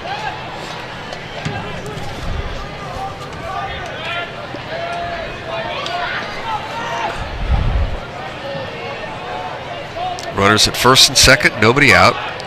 And the bunt is down. It's another good bunt. The play is going to be made to first, and they throw that one away. The same thing happened last inning. They got to call that one an error. And the bases are loaded. Pashby gets the bunt down. We'll give him credit for a sacrifice bunt. But an error on Adelman, very, very, very similar to the Gus Parker bunt back in the third. So the Cats using the bunt very effectively. The Irish are not getting outs when SI is trying to sacrifice runners along. That's the key to this game so far. Infield defense for Sacred Heart Cathedral in the third and fourth inning has been a little bit shaky. And now Gus Parker's going to hit with the bases loaded and nobody out. Parker fouls it away.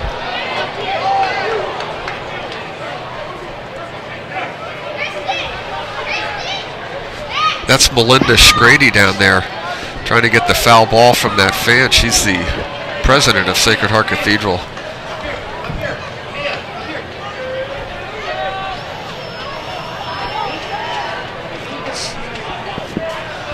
Parker takes it on the outside corner. No balls and 2 strikes.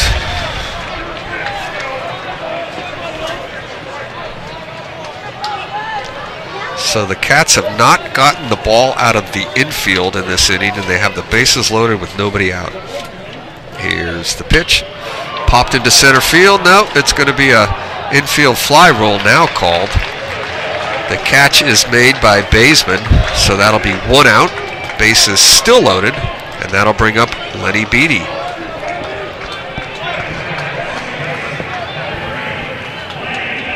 Beatty came up to the plate in the previous inning with the bases loaded and nobody out. Fielder's choice to third base. Caught the runner at home. Correct. And then Nico got the big base hit to give the Cats the lead. Here's the pitch. Line drive right to third. Nice catch by Aiden Shea. He's going to go to first for a double play. Aiden Shea, put a star on that one, everybody. A line drive shot. The runner at third was getting back. The runner at second was getting back. But Shea saw that the runner at first base, Josh Pashby, was not getting back, and he turned it into a double play. So the Cats do not score in the 4th. Aiden Shea with the terrific defensive play. And we will move now to the 5th inning with the Cats still ahead 4-0.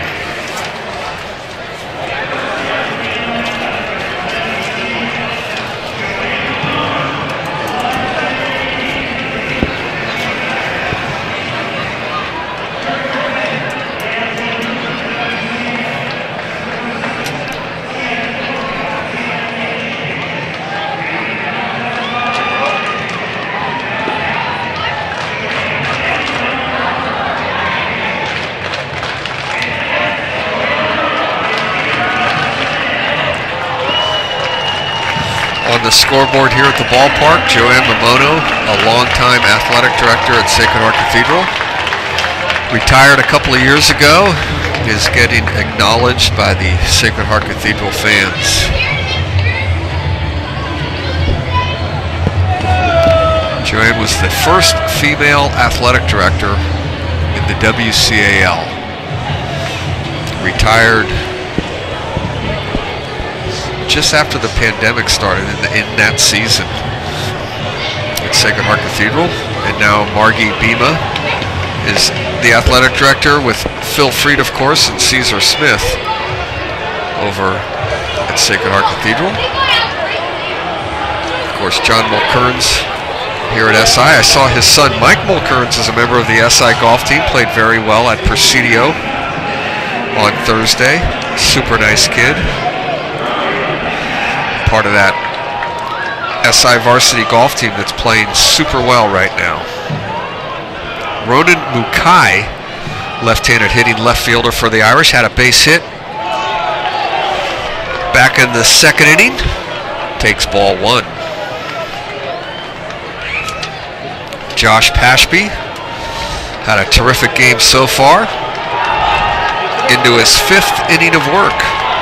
He won the game last year for SI against the Irish. He throws, and that's a liner up the middle, and it's going to be a tough hop and a base hit. So Ronan Mukai is 2 for 2 for the Irish. He's now 12 out of 18 on the season. That's 667, isn't it? 12 out of 18? That is 667. Wow. Ronan Mukai, 2 hits in this game. He's a leadoff hitter. The Irish had a mini rally in the 2nd. With 1st and 3rd and 2 out, got the leadoff man on in the 4th. Now the leadoff man is on here in the 5th, and Aiden Shea will hit. They may be down 4-0, but they're really feeling momentum here, getting out of that bases loaded, no out jam, and now a leadoff runner at first. Could be time for things to happen. I agree with that. The Irish, even though they trailing 4-0, they ended the last 2 innings with superb defensive plays. And now it's up to Pashby again to get that scoreless inning, just like he did in the 4th. Gave up a leadoff walk and got through it. Now he's given up a leadoff base hit. The Cats do have their bullpen stirring. Ball 1 to Aiden Shea.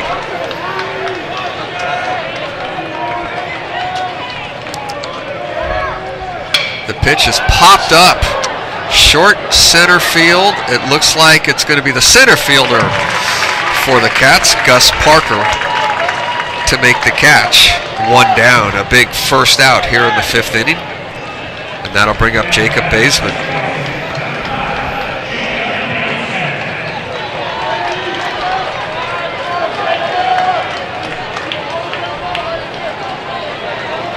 The difference in this game so far is SI has done a terrific job of getting down some bunts and beating out some infield hits on their rally in the 4th inning, or in the 3rd inning when they scored 4 runs. The Irish have had some base runners, but they haven't been able to move them along.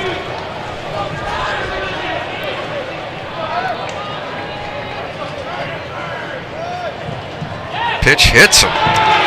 So that's a rally starter for the Irish.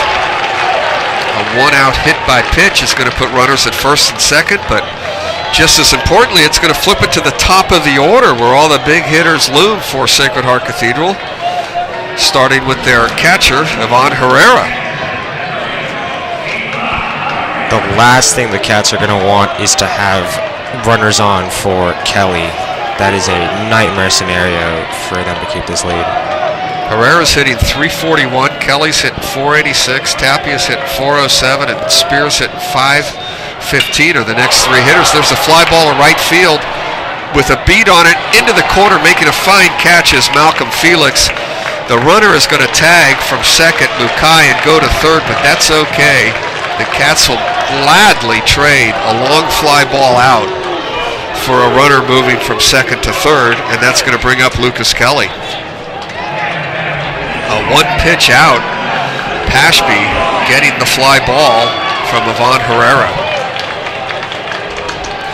The Cats' outfield defense has been perfect so far in tonight's game.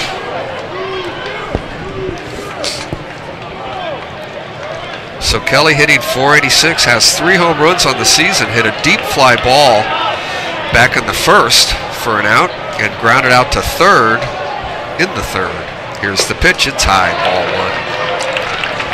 Irish looking for a big hit from Lucas Kelly right now to get back into this ball game. Justin Tapia on deck. Colin Spear hitting after Tapia. We're in the 5th.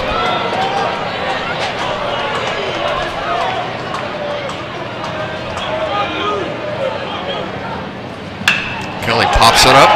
Foul down the right field line. Will there be room? And diving for it is the right fielder, Malcolm Felix. But the ball drops in foul territory. Nice try from Malcolm Felix. He had a long way to go playing Lucas Kelly to pull.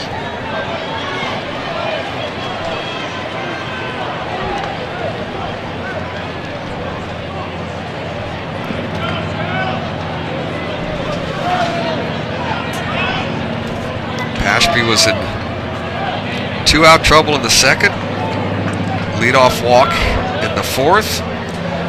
Here in the 5th, 1st and 3rd, 2 out, and the big right-handed hitter Lucas Kelly.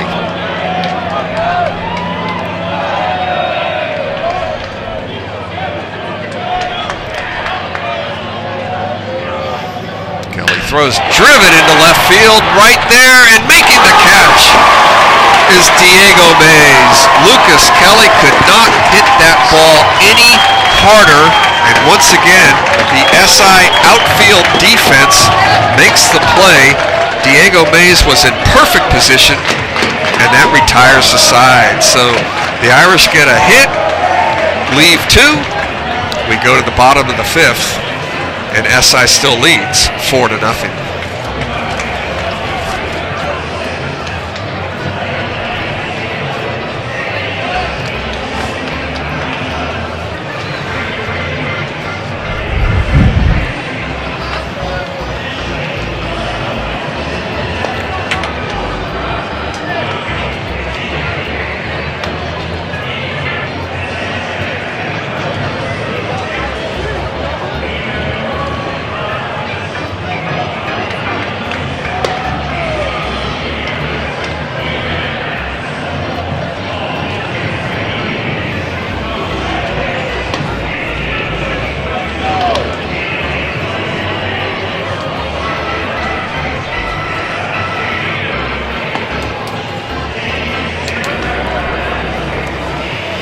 Pretty nice selection there, Sean. That had baseball written all over it.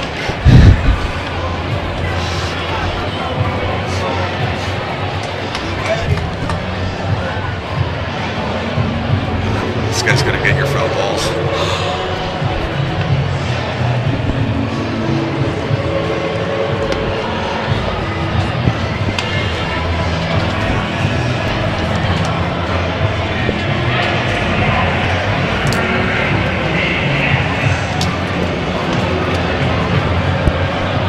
That's making me wonder, why are they taking the foul balls from all these kids?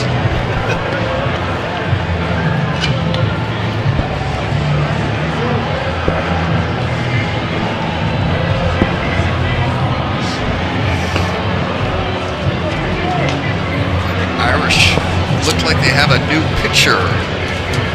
Number 33, Nick Katz, into the game for St. Cathedral. As we rejoin you here at Oracle Park, the Cats lead 4-0.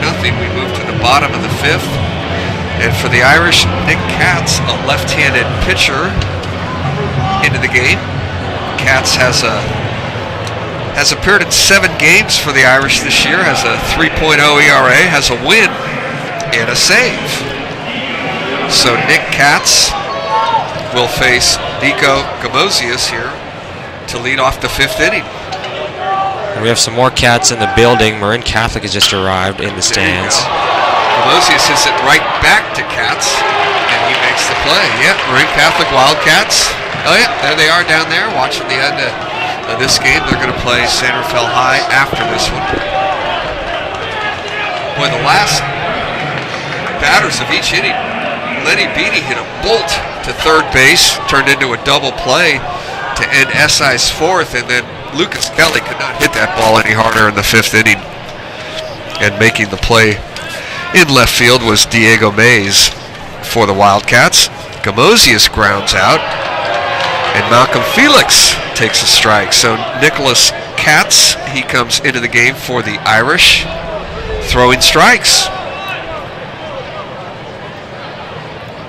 That one, he pours in there as well on the inside corner. So Katz has thrown nothing but strikes here in the 5th.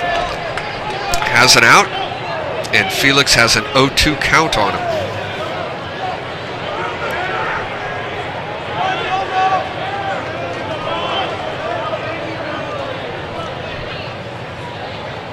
Swing and a miss. So quickly 2 outs. And that'll bring up Jackson Short. Short 2 for 2 in the game, has an RBI, a stolen base.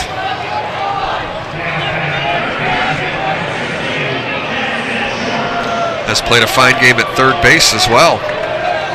So lefty against lefty.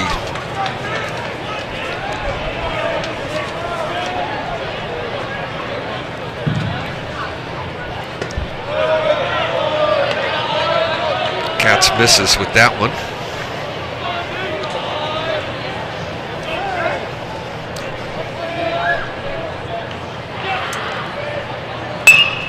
Hit to shortstop. JC over to first, and a quick inning. 3 up, 3 down. We move to the 6th. Cats 4, Irish nothing. You're watching the SI Sports Network.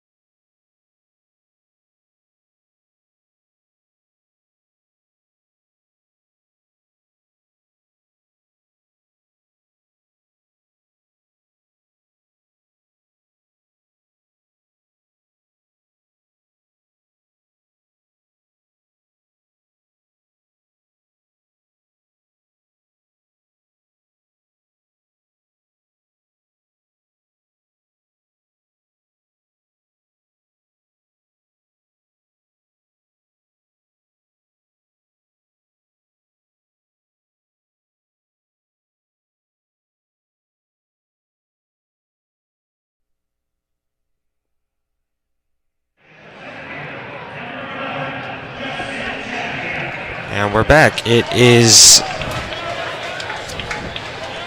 Justin Tapia here. Swing and a base hit down in right field, down the right field line. He's going for two, and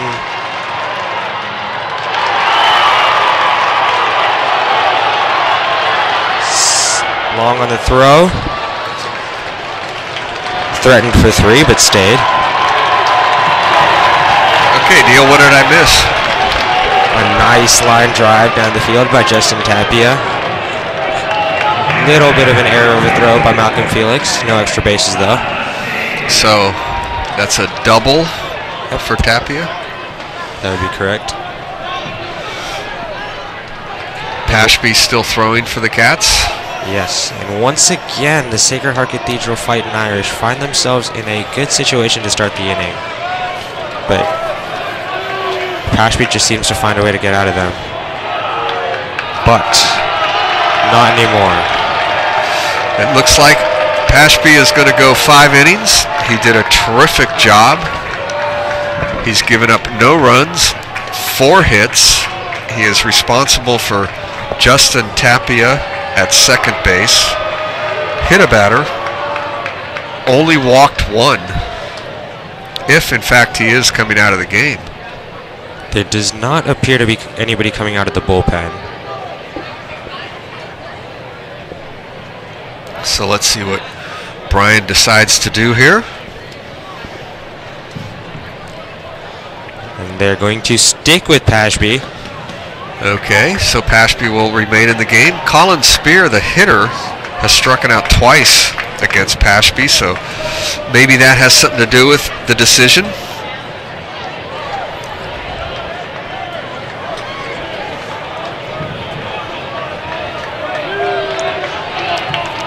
Colin Spear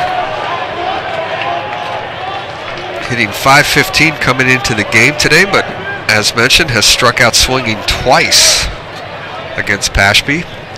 And here's the first pitch, and this one he drives into left center field, hit deep. The center fielder for the Cats is going to get over.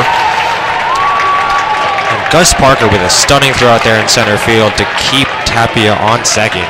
Gus Parker making that play, and as you mentioned, got the ball back in. So once again, the outfield defense for SI doing the job. Parker's made 4 putouts in the game. Lucas Kelly hit a deep drive to center, and that ball was hit pretty well to left center. So Gus Parker with 4 putouts in center field, and that'll bring up Aiden Tackless. Pitches inside. Tackless 0 for 2 in the game, grounded out, flied out. He also, from right field, threw a SI would-be base runner out at home plate. To end the 4th inning, he cut down Jackson short, trying to score on a base hit from Lucas Tapia. Here's the pitch. Outside. 2 balls and no strikes.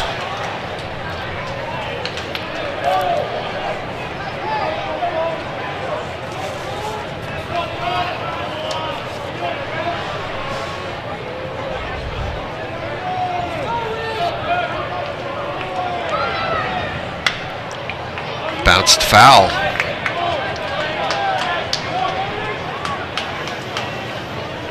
J.C. Agard on deck. He has a base hit in the game for the Irish.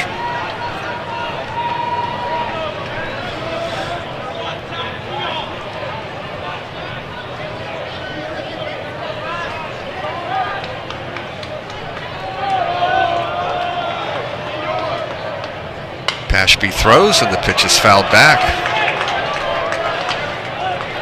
Cats with 4 runs, 6 hits. The Irish, no runs, 4 hits, and 2 errors.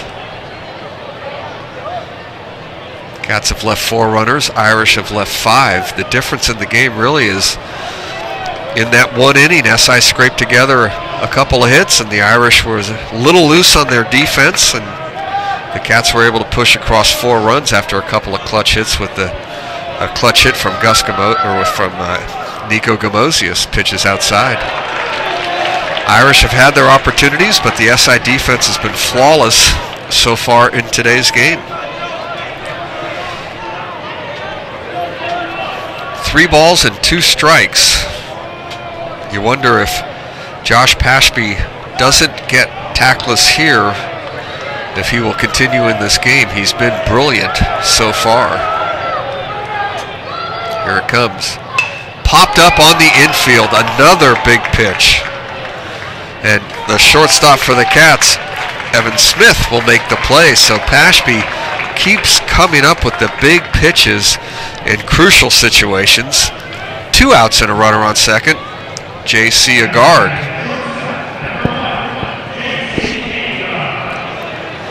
Will hit for the Irish.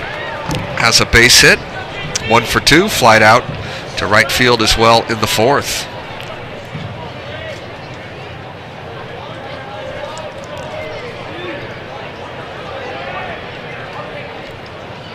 Pitch is driven to left field, way foul, but hit a long way down the left field line. Oh, it looks like the San Rafael team's down there too.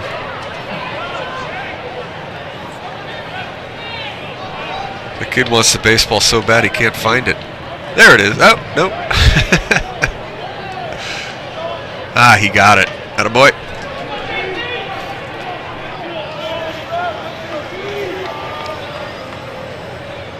Here's the pitch. Just a bit low for a ball, 1-1. Cats with a 4-run rally in the 3rd and lead 4-0 here with 2 out in the 6th. Josh Pashby has been brilliant on the mound for SI. And there is a line drive into left field, a base hit. Around third and trying to score.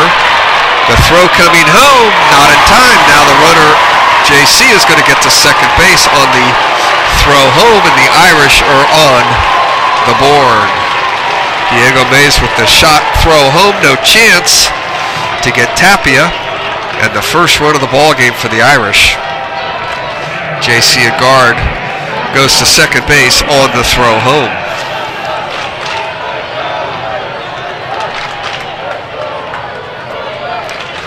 Ronan Mukai will hit for Sacred Heart Cathedral. He's 2 for 2 in the game. Mays may have been better served just to get that ball back into second base and keep that runner at first, but Cats still lead here 4-1 in the 6th. It'll be Pashby throwing to Mukai. Outside for a ball. As I mentioned, Mukai 2 for 2 in the game. By our stats, he's hitting .667 on the season. Has a couple of doubles and a triple for the Irish, so right man in the situation here for Sacred Heart Cathedral. And he hits a ground ball towards shortstop. Over making the play is Smith to first, and a clutch out to end the 6th. So the Irish score a run on 2 hits, but SI limits the damage. And we will move to the bottom of the 6th inning. Cats lead 4-1.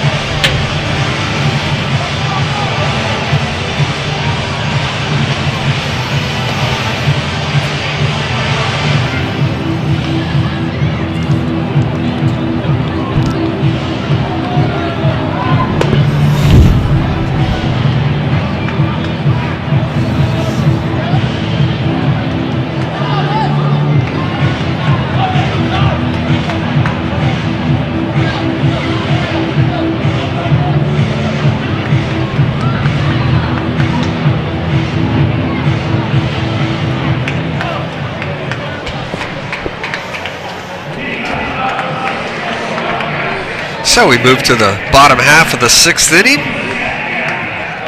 Nick Katz remains on the mound for the Irish, the designated hitter for The Cats is Lucas Tapia, puts a charge into one into left field. But going back and making the play is Ronan Mukai for out number 1. 1 pitch, 1 out. And that'll bring up Evan Smith. Tapia now 1 for 3 in the ball game. Smith, the shortstop, is 0 for 1. Popped out to second base and was hit by a pitch, leading off the 4th. Cats throws, tailing outside for a ball. SI with all their runs in the 3rd inning. Put up a 4 spot. Irish with 1 in the 6th. Smith pops it up. The third baseman for the Irish, right by the SI dugout, is going to make that play. That's Aiden Shea. So quickly 2 outs here in the 6th inning. Bringing up Diego Mays. Aiden Shea has just been tremendous in the field all day long. He actually got credited with an error, but he made a really good play initially just to stab the ball, and the Irish there was a little bit of confusion covering second base there on that play, but other than that, Shea has been outstanding at third base, as Neil mentioned. Converted a crucial double play with the bases loaded to keep the Irish in this game. Lenny Beatty hit a bolt right to him. He hung in there, made the fine catch, and went across the diamond back to first base to turn the double play. Cats had bases loaded, nobody out, or 1 out. Really could have blown the game open at that point, but a 4-1 lead for SI at the moment.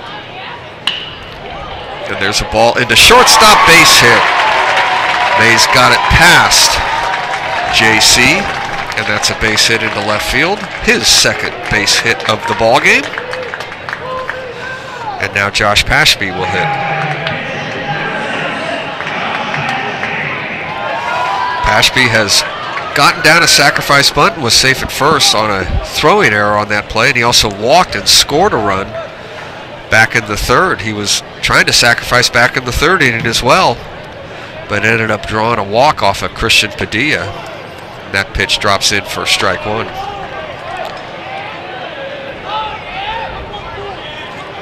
Pashby with a record of 2 wins and 1 loss on the season. We'll see if he gets a chance to throw a complete game.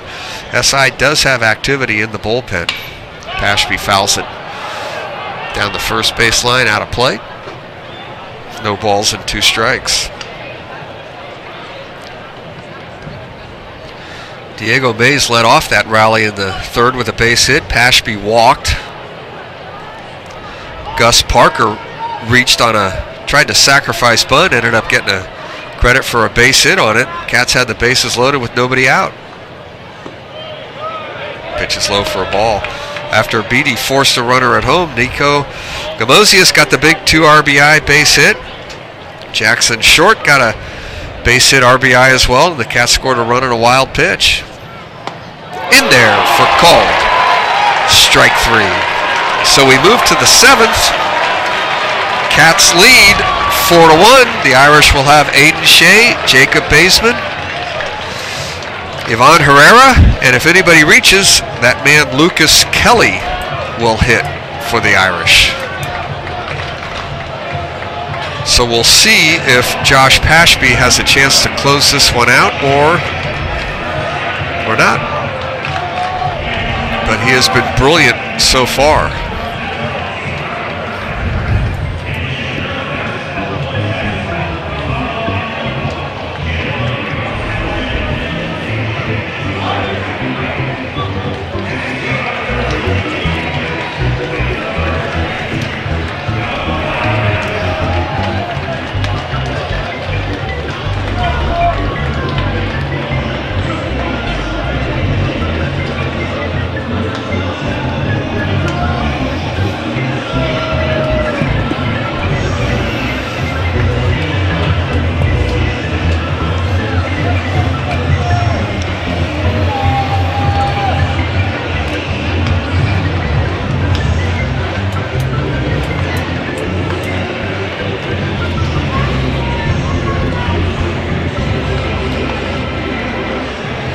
looks like the Cats have a new third baseman.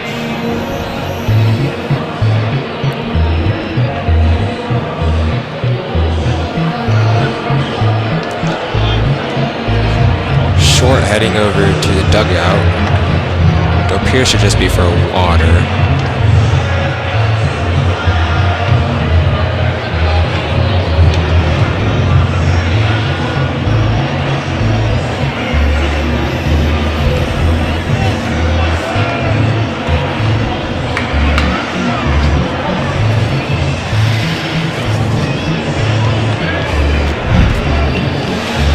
So Pashby will take the mound here in the top of the 7th. Chance for a complete game.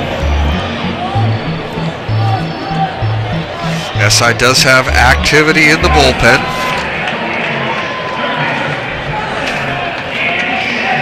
And Aiden Shea will lead it off for the Irish. He struck out in the 2nd and hit a fly ball to center field in the 5th. Here's the first pitch, and it's inside for a ball.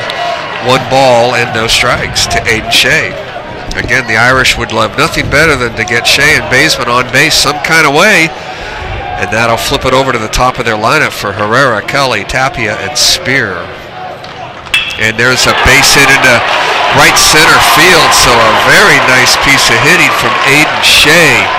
He gets the Irish's 6th hit of the game, his first hit of the game. He's 1 for 3, and that is just what Sacred Heart needed, a leadoff base runner. And now Brian Polizzi is going to go out and speak to the SI defense and Josh Pashby. Last inning, we thought he was going to take Pashby out of the game. He kept him in the game, but this time the handshakes are happening. So Josh Pashby is going to throw 6 full innings today for SI. He's going to give up 6 hits, 1 run, and he is responsible for Aiden Shea at first base. So a really, really fine game from Josh Pashby, who pitched well in last year's Bruce-Mahoney game. Got the win last year for SI. Very impressive here today. 6 full innings, and now SI is going to bring in a new guy to try and close this thing out. Who do we have out there? The third baseman, yep. So Jackson Short, we mentioned that as the starting third baseman, he might come in and pitch, and here he comes. And we also mentioned a moment ago that SI will probably have a new third baseman coming in, and that is Eric G., I believe, playing third base now for SI. Is that correct? Appears to be so. Okay. So Eric G.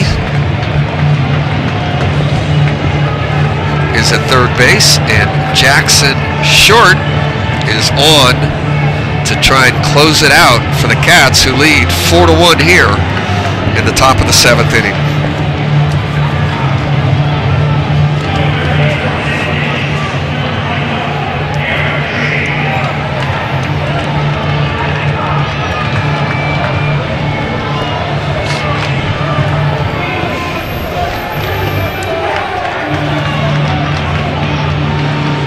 Jackson Short in the game has 2 hits, an RBI, a stolen base. Made several fine plays over at third base. And now will be asked to close it out.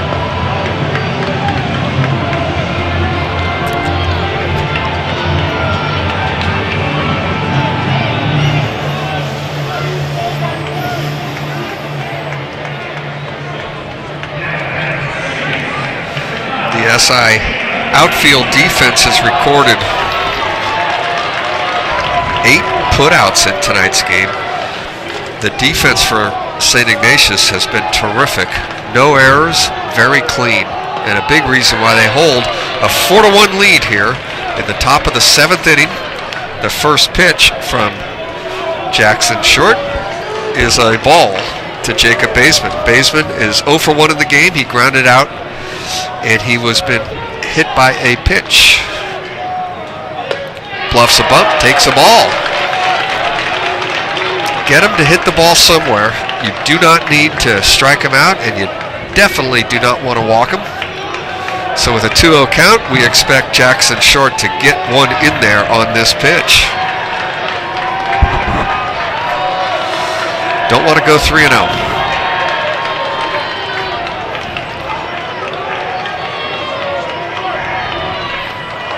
Shea with the lead at first. Here's the pitch, taking all the way was Jacob Baseman, and that pitch was right down the middle. 2 balls and 1 strike.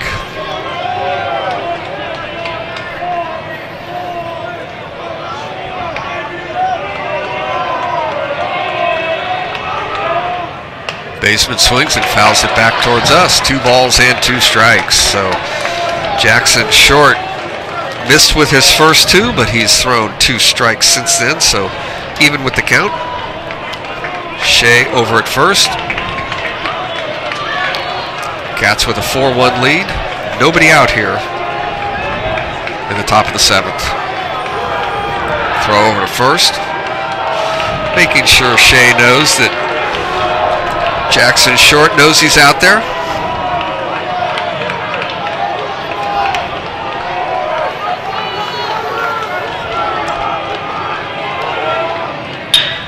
Bounced to second base, right field, base hit. Wow. Jacob Baseman found a hole, and with Gamosius holding Aiden Shea on, that opened up the hole even bigger. The ball was not hit hard, but it found a spot. And it wouldn't be an SHC Bruce-Mahoney baseball game if the Irish did rally in the 7th inning. First and second for the Irish, and now their big hitters are coming up. Ivan Herrera is 0 for 3 in the game. Here's the pitch. High for a ball. Herrera is now the tying run at home plate, and the big man Lucas Kelly is on deck. Kelly's hit the ball hard 3 times today, and he's 0 for 3. Pitch, check swing, did he go? No, he didn't. 2 balls and no strikes.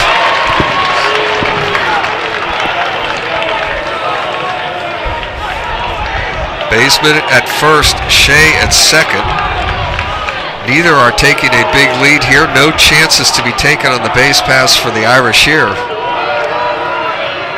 The pitch misses, ball 3. And now the Irish fans are getting motivated and starting to cheer. Let's see if Herrera has the green light here. I'm guessing he's going to be taking this pitch. He does, and it's in there for a strike. 3 balls and a strike. If he gets that pitch again, though, he'll be hacking this time. Irish with runners at first and second.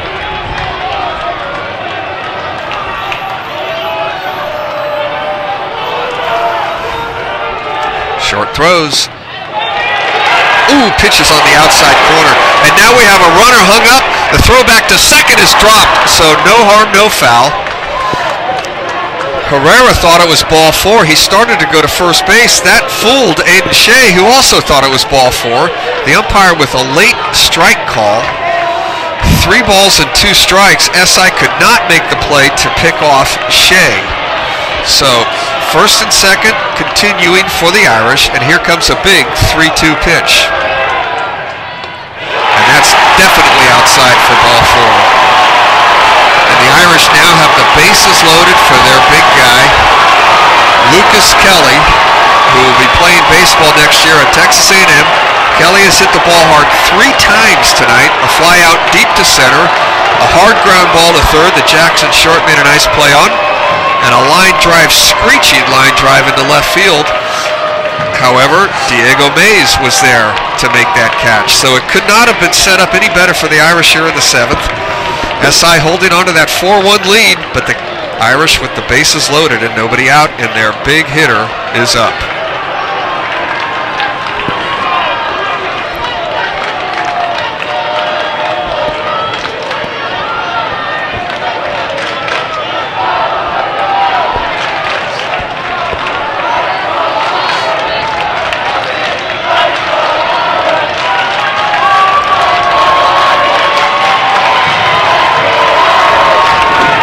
Fans down the first base line have come to life here. Lucas Kelly has 3 home runs on the season for Sacred Heart Cathedral. 6 doubles and 2 triples. Jackson Short looking to close it out. Bases loaded, nobody out. SI leads 4-1. We're in the 7th. The pitch. Floats in there for a strike. No balls and 1 strike to Lucas Kelly.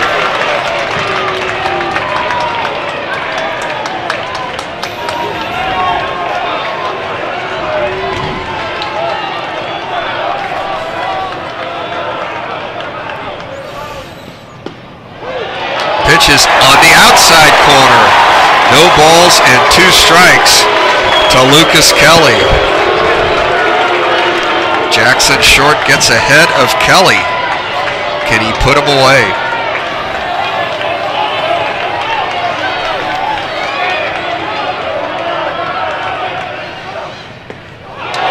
Tough pitch to take, but it's outside for a ball. Nice pitch from Jackson Short. It missed, but it was close. 1 ball and 2 strikes.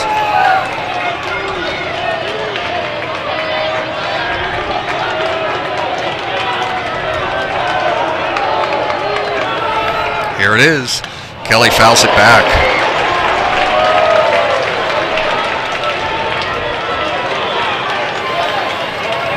Justin Tapia on deck for the Irish.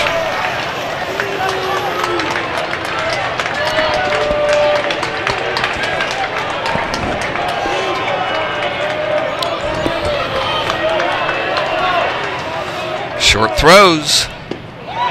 Just missing with that curveball. Nice job by Lucas Kelly to lay off. Count now 2 balls and 2 strikes. Cats lead 4-1. Bases loaded for the Irish. Top of the 7th. Nobody out. Jackson Short to throw. Lucas Kelly to hit. Here it is. Fouled away.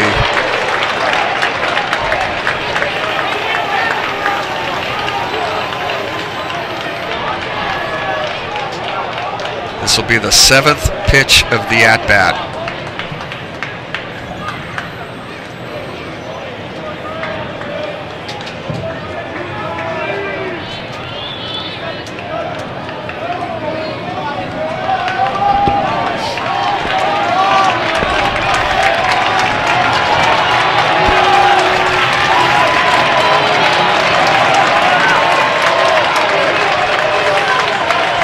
Lucas Kelly stands in. 2 balls, 2 strikes. Cats lead 4-1. Top of the 7th, bases loaded, nobody out. Here it is, and he fouls it back. This will be the 8th pitch of the at-bat coming up. Jackson Short got the first 2 pitches over for strikes. Kelly's fouled off 3. 2-2 count. Here it is. Fouled away again. This will be pitch number 9. This is the way Bruce-Mahoney baseball games go. Never an easy last inning.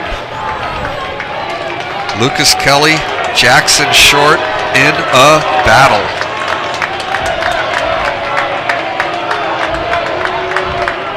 Here it is.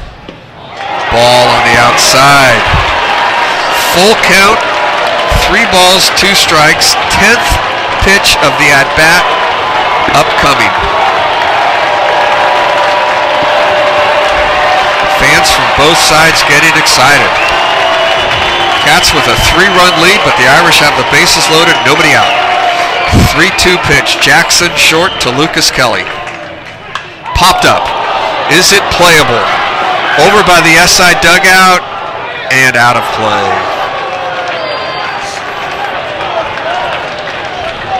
This will be pitch number 11 to Lucas Kelly.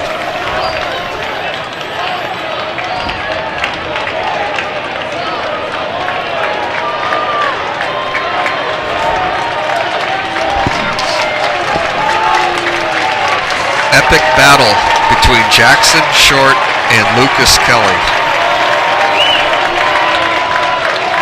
Here it comes. He missed with ball 4. Lucas Kelly with a very patient at bat, fouled off several pitches, and on pitch number 11 draws the walk. He'll get credit for an RBI. It's now 4-2 in favor of the Cats. The Irish have the tying runner at second base, Ivan Herrera. They have the lead runner, Lucas Kelly, over at first base, and Justin Tapia. 1 for 2 in the ballgame. He has a double and a walk. He'll step in. Still nobody out. Here's the pitch on the outside corner for strike one. What an at-bat by Lucas Kelly. 11 pitches, fought back from an 0-2 count and drew a walk. And the Irish are in business here in the 7th. Pitch to Tapia. Swinging a fly ball center field. Will be deep enough to score a run. Parker is there to make the catch. Tagging at third and coming home to score the run is Jacob Baseman, but the Cats are happy to trade that, as the score is now 4-3, 1 out. Herrera stays at second.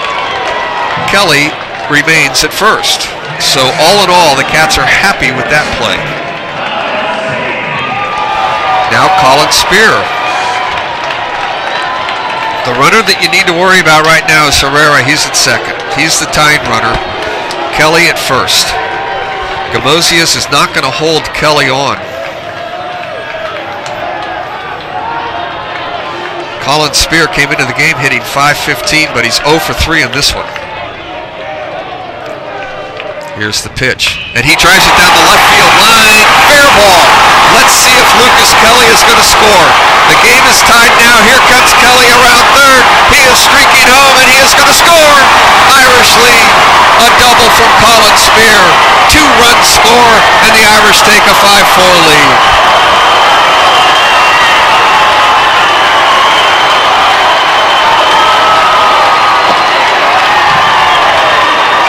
It just wouldn't be a Bruce-Mahoney baseball game without a terrific rally in the 7th inning. But the Cats do have the final at-bat, and even though they just blew the lead and trail 5-4, they will get a chance as well.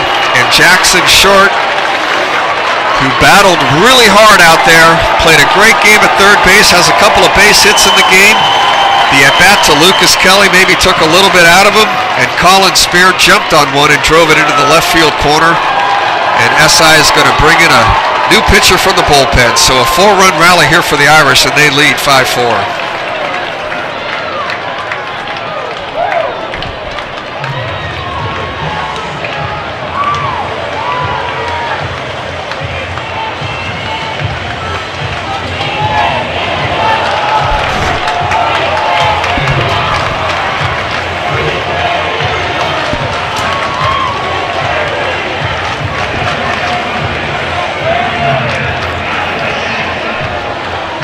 Looks like number 11, Calvin Schaaf, is that correct? Calvin Schaaf into the game to pitch for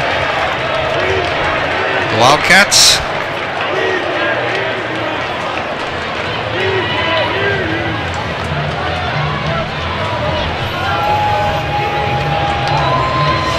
As soon as that ball was hit by Colin Spears, Lucas Kelly, not being held on at first base, had one thought and one thought only, and that was to score all the way from first with that lead run. And he got there.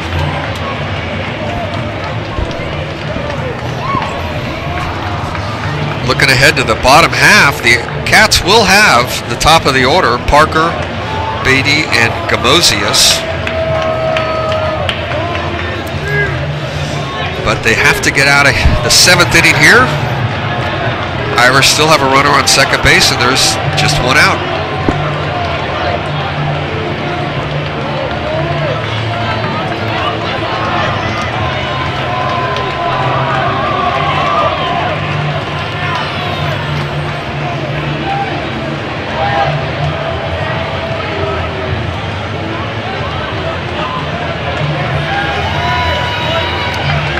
Colin Spear, the hero for the moment for Sacred Heart Cathedral, a 2 RBI double. Aiden Shea got a base hit to lead off the inning. Jacob Baseman did a nice job of hitting for the Irish. He had a little seam eye ground ball that snuck into right field for a hit. Yvonne Herrera was patient, drew a walk.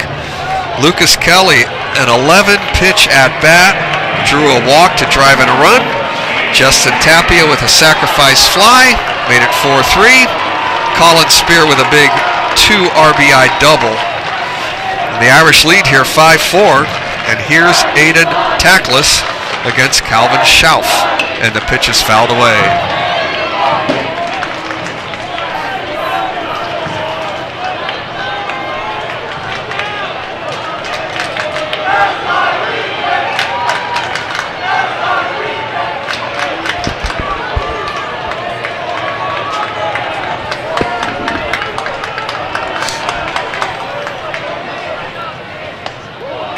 Pitches over the outside corner. No balls and 2 strikes to Tackless. 0 for 3 in the game, but did throw out Jackson Short at home to end the 3rd inning. The right fielder with a strong throw. Got Short, who tried to score from second on the base hit. And he loops one into left field. This could be trouble, and it will be trouble. Fair ball. A late break from second base. A late break from second base by Spear. He only gets to third, but Aiden Tackless, hustling the whole way, is going to get a double out of it. So the Irish have second and third now with 1 out. It looked like trouble off the bat. It was trouble. Spear couldn't commit, so he only gets to third, but Tackless hustling all the way with a double, and the Irish are in business second and third. That'll bring up J.C. Agard. SI will have to play the infield in. Agard has 2 hits in the game.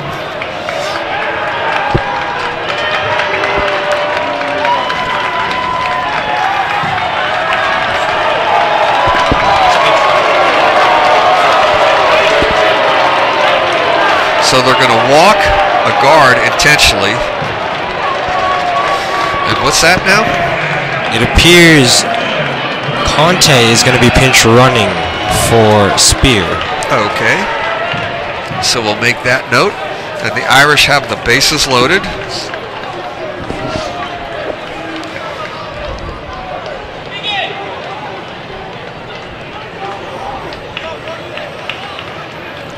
And another pinch runner is coming in too at first base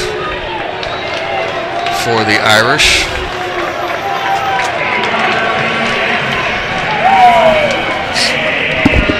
David Hinderleiter is going to go and run at first base for Agard.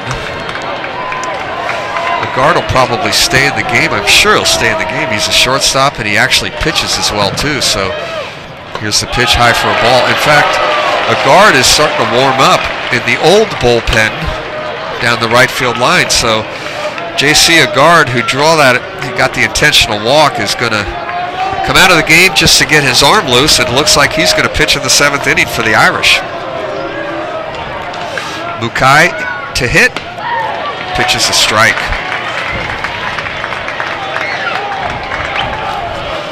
So Calvin Schauf, the big right-hander, trying to get this game into the bottom of the 7th with a 5-4 score. The pitch is outside for a ball.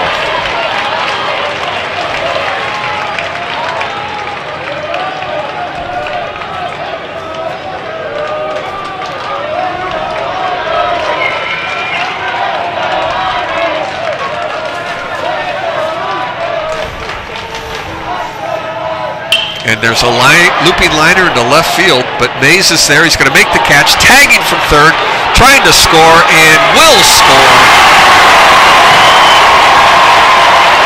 Is that pinch runner we noted? Gianni Conte. Yeah, Gianni Conte will score the run.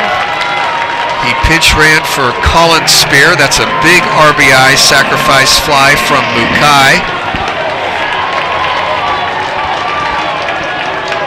Conte scores the run, and that makes it 6-4 in favor of the Irish. And Sacred Heart Cathedral has batted around to here in the 7th. Aiden Shea, who led this thing off with a base hit, will hit again here in the 7th inning. So a nice job of getting a pinch runner in there. Conti, a much faster runner than Colin Spear, scored on that medium deep fly ball to left field. So sacrifice fly Mukai ends up with 2 hits and an RBI in the game. And Aiden Shea looking to tack on. Irish with 5 runs here in the 7th. And there's a liner into center field. Looked like a base hit, but Gus Parker was right there to make the catch and finally retire the side. But the Irish score 5. They had 4 hits in the inning, and they take a 6-4 lead going to the bottom of the 7th. The big hit by Colin Spear drove in 2.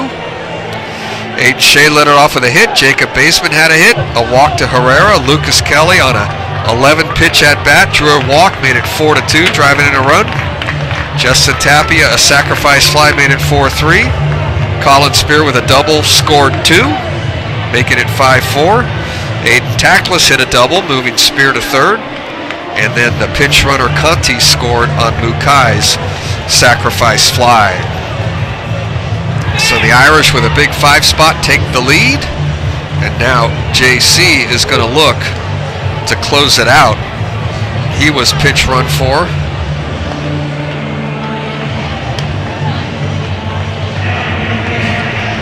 Back in the 7th, got loose, and the shortstop, JC Agard, is now going to try and close this ball game out.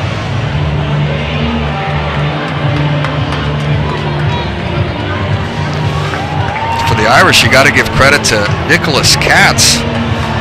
Nicholas Katz threw 2 scoreless innings. He shut down the Wildcats in both the 5th and the 6th. That was huge, keeping the score close for Sacred Heart Cathedral to rally. And Dylan Edelman gets some credit as well, as he was able to get through the 4th inning for the Irish. The Cats rallied in the 4th inning, you'll remember, but a double play ball, a line drive double play ball, ended that inning. So here comes the Cats with the top of the order. Gus Parker, Lenny Beatty, and Nico Gamosius will hit for SI against JC Agard.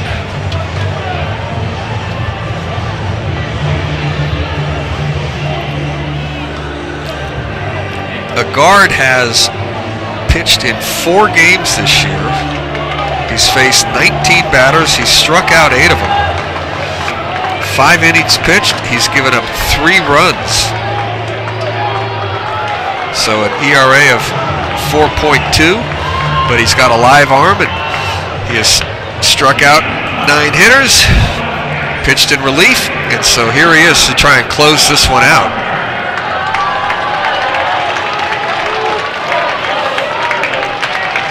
Parker 1 for 3 in the game, struck out in the 1st, had a bunt single in the 3rd, and popped up in the 4th.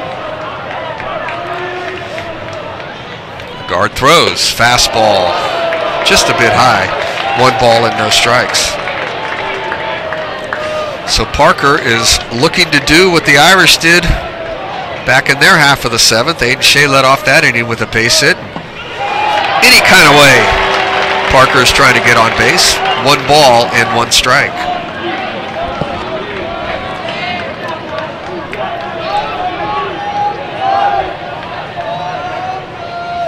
Ooh, nice breaking ball. Check swing foul. A ball and 2 strikes. JC Agard played shortstop all game and now is looking to be the closer for the Irish. Fastball struck him out. Agard looked very comfortable in that at-bat.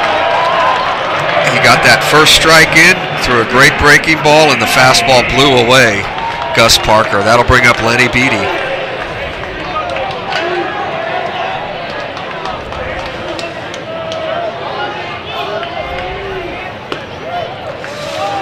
ball one. Beatty 0 for 3 in the game, flied out in the first, grounded into a force play in the third, hit a ball super hard in the fourth inning. That was that bolt line drive that Aiden Shea caught and ended up turning it into a double play.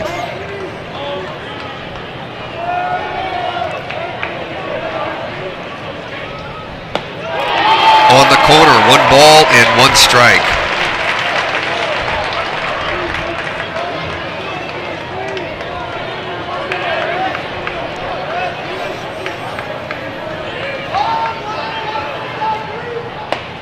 Right there again. 1 ball and 2 strikes.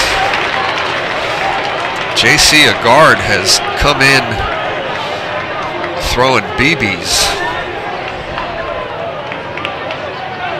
Breaking ball just misses. 2 balls and 2 strikes.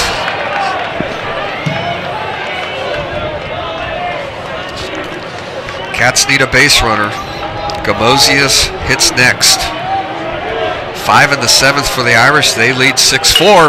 And there's a looping liner, but not high enough. Caught by the shortstop for the Irish. 2 down. That's Dominic Lusher, who checked into the game to play shortstop, as Agard is now the pitcher. So Lusher makes that catch. 2 down, nobody on for Nico Gamosius.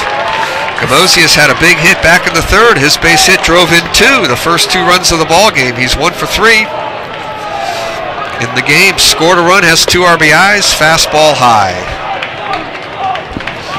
A huge 5-run inning in the top of the 7th have given the Irish a 6-4 lead, turning this ball game around. Poured in there for a strike. 1 ball and 1 strike. The Irish now just 2 strikes away from a stunning comeback victory here. And Agard looks like he's on his A game at the moment. Here it comes. Fastball is driven to left center field, but the Irish are playing for it. Justin Tapia is going to make the catch, and the Irish complete the comeback. And the Irish celebrating on the diamond, and why not? St. Ignatius will keep the trophy, but a terrific comeback by the Irish. 5 runs in the 7th inning. Win the game, and J.C. Agard will get the save with a very, very, very solid 7th inning of work. Your final score, the Irish 6, the Cats 4. Neil, any closing remarks? Hell of a ball game. The Cats played well, just couldn't get through that 7th inning.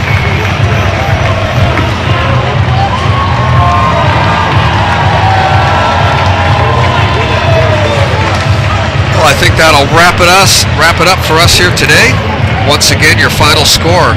The Irish, a big 5-run rally in the 7th, win the Bruce-Mahoney game today by a final score of 6-4. I want to thank Sean Lahan, Felix Quinones, our producer, Neil Narola. How do you say your last name again, Neil? Narona. For a fine job on the broadcast. Once again, the Irish win 6-4. For information about our next game stream of SI Athletics, follow us on Twitter at SI Scores, on Instagram at Life at SI, and hit that subscribe button right here on the SI Sports Network on YouTube. Once again, your final score is the Irish 6, the Cats 4. You've been watching the SI Sports Network.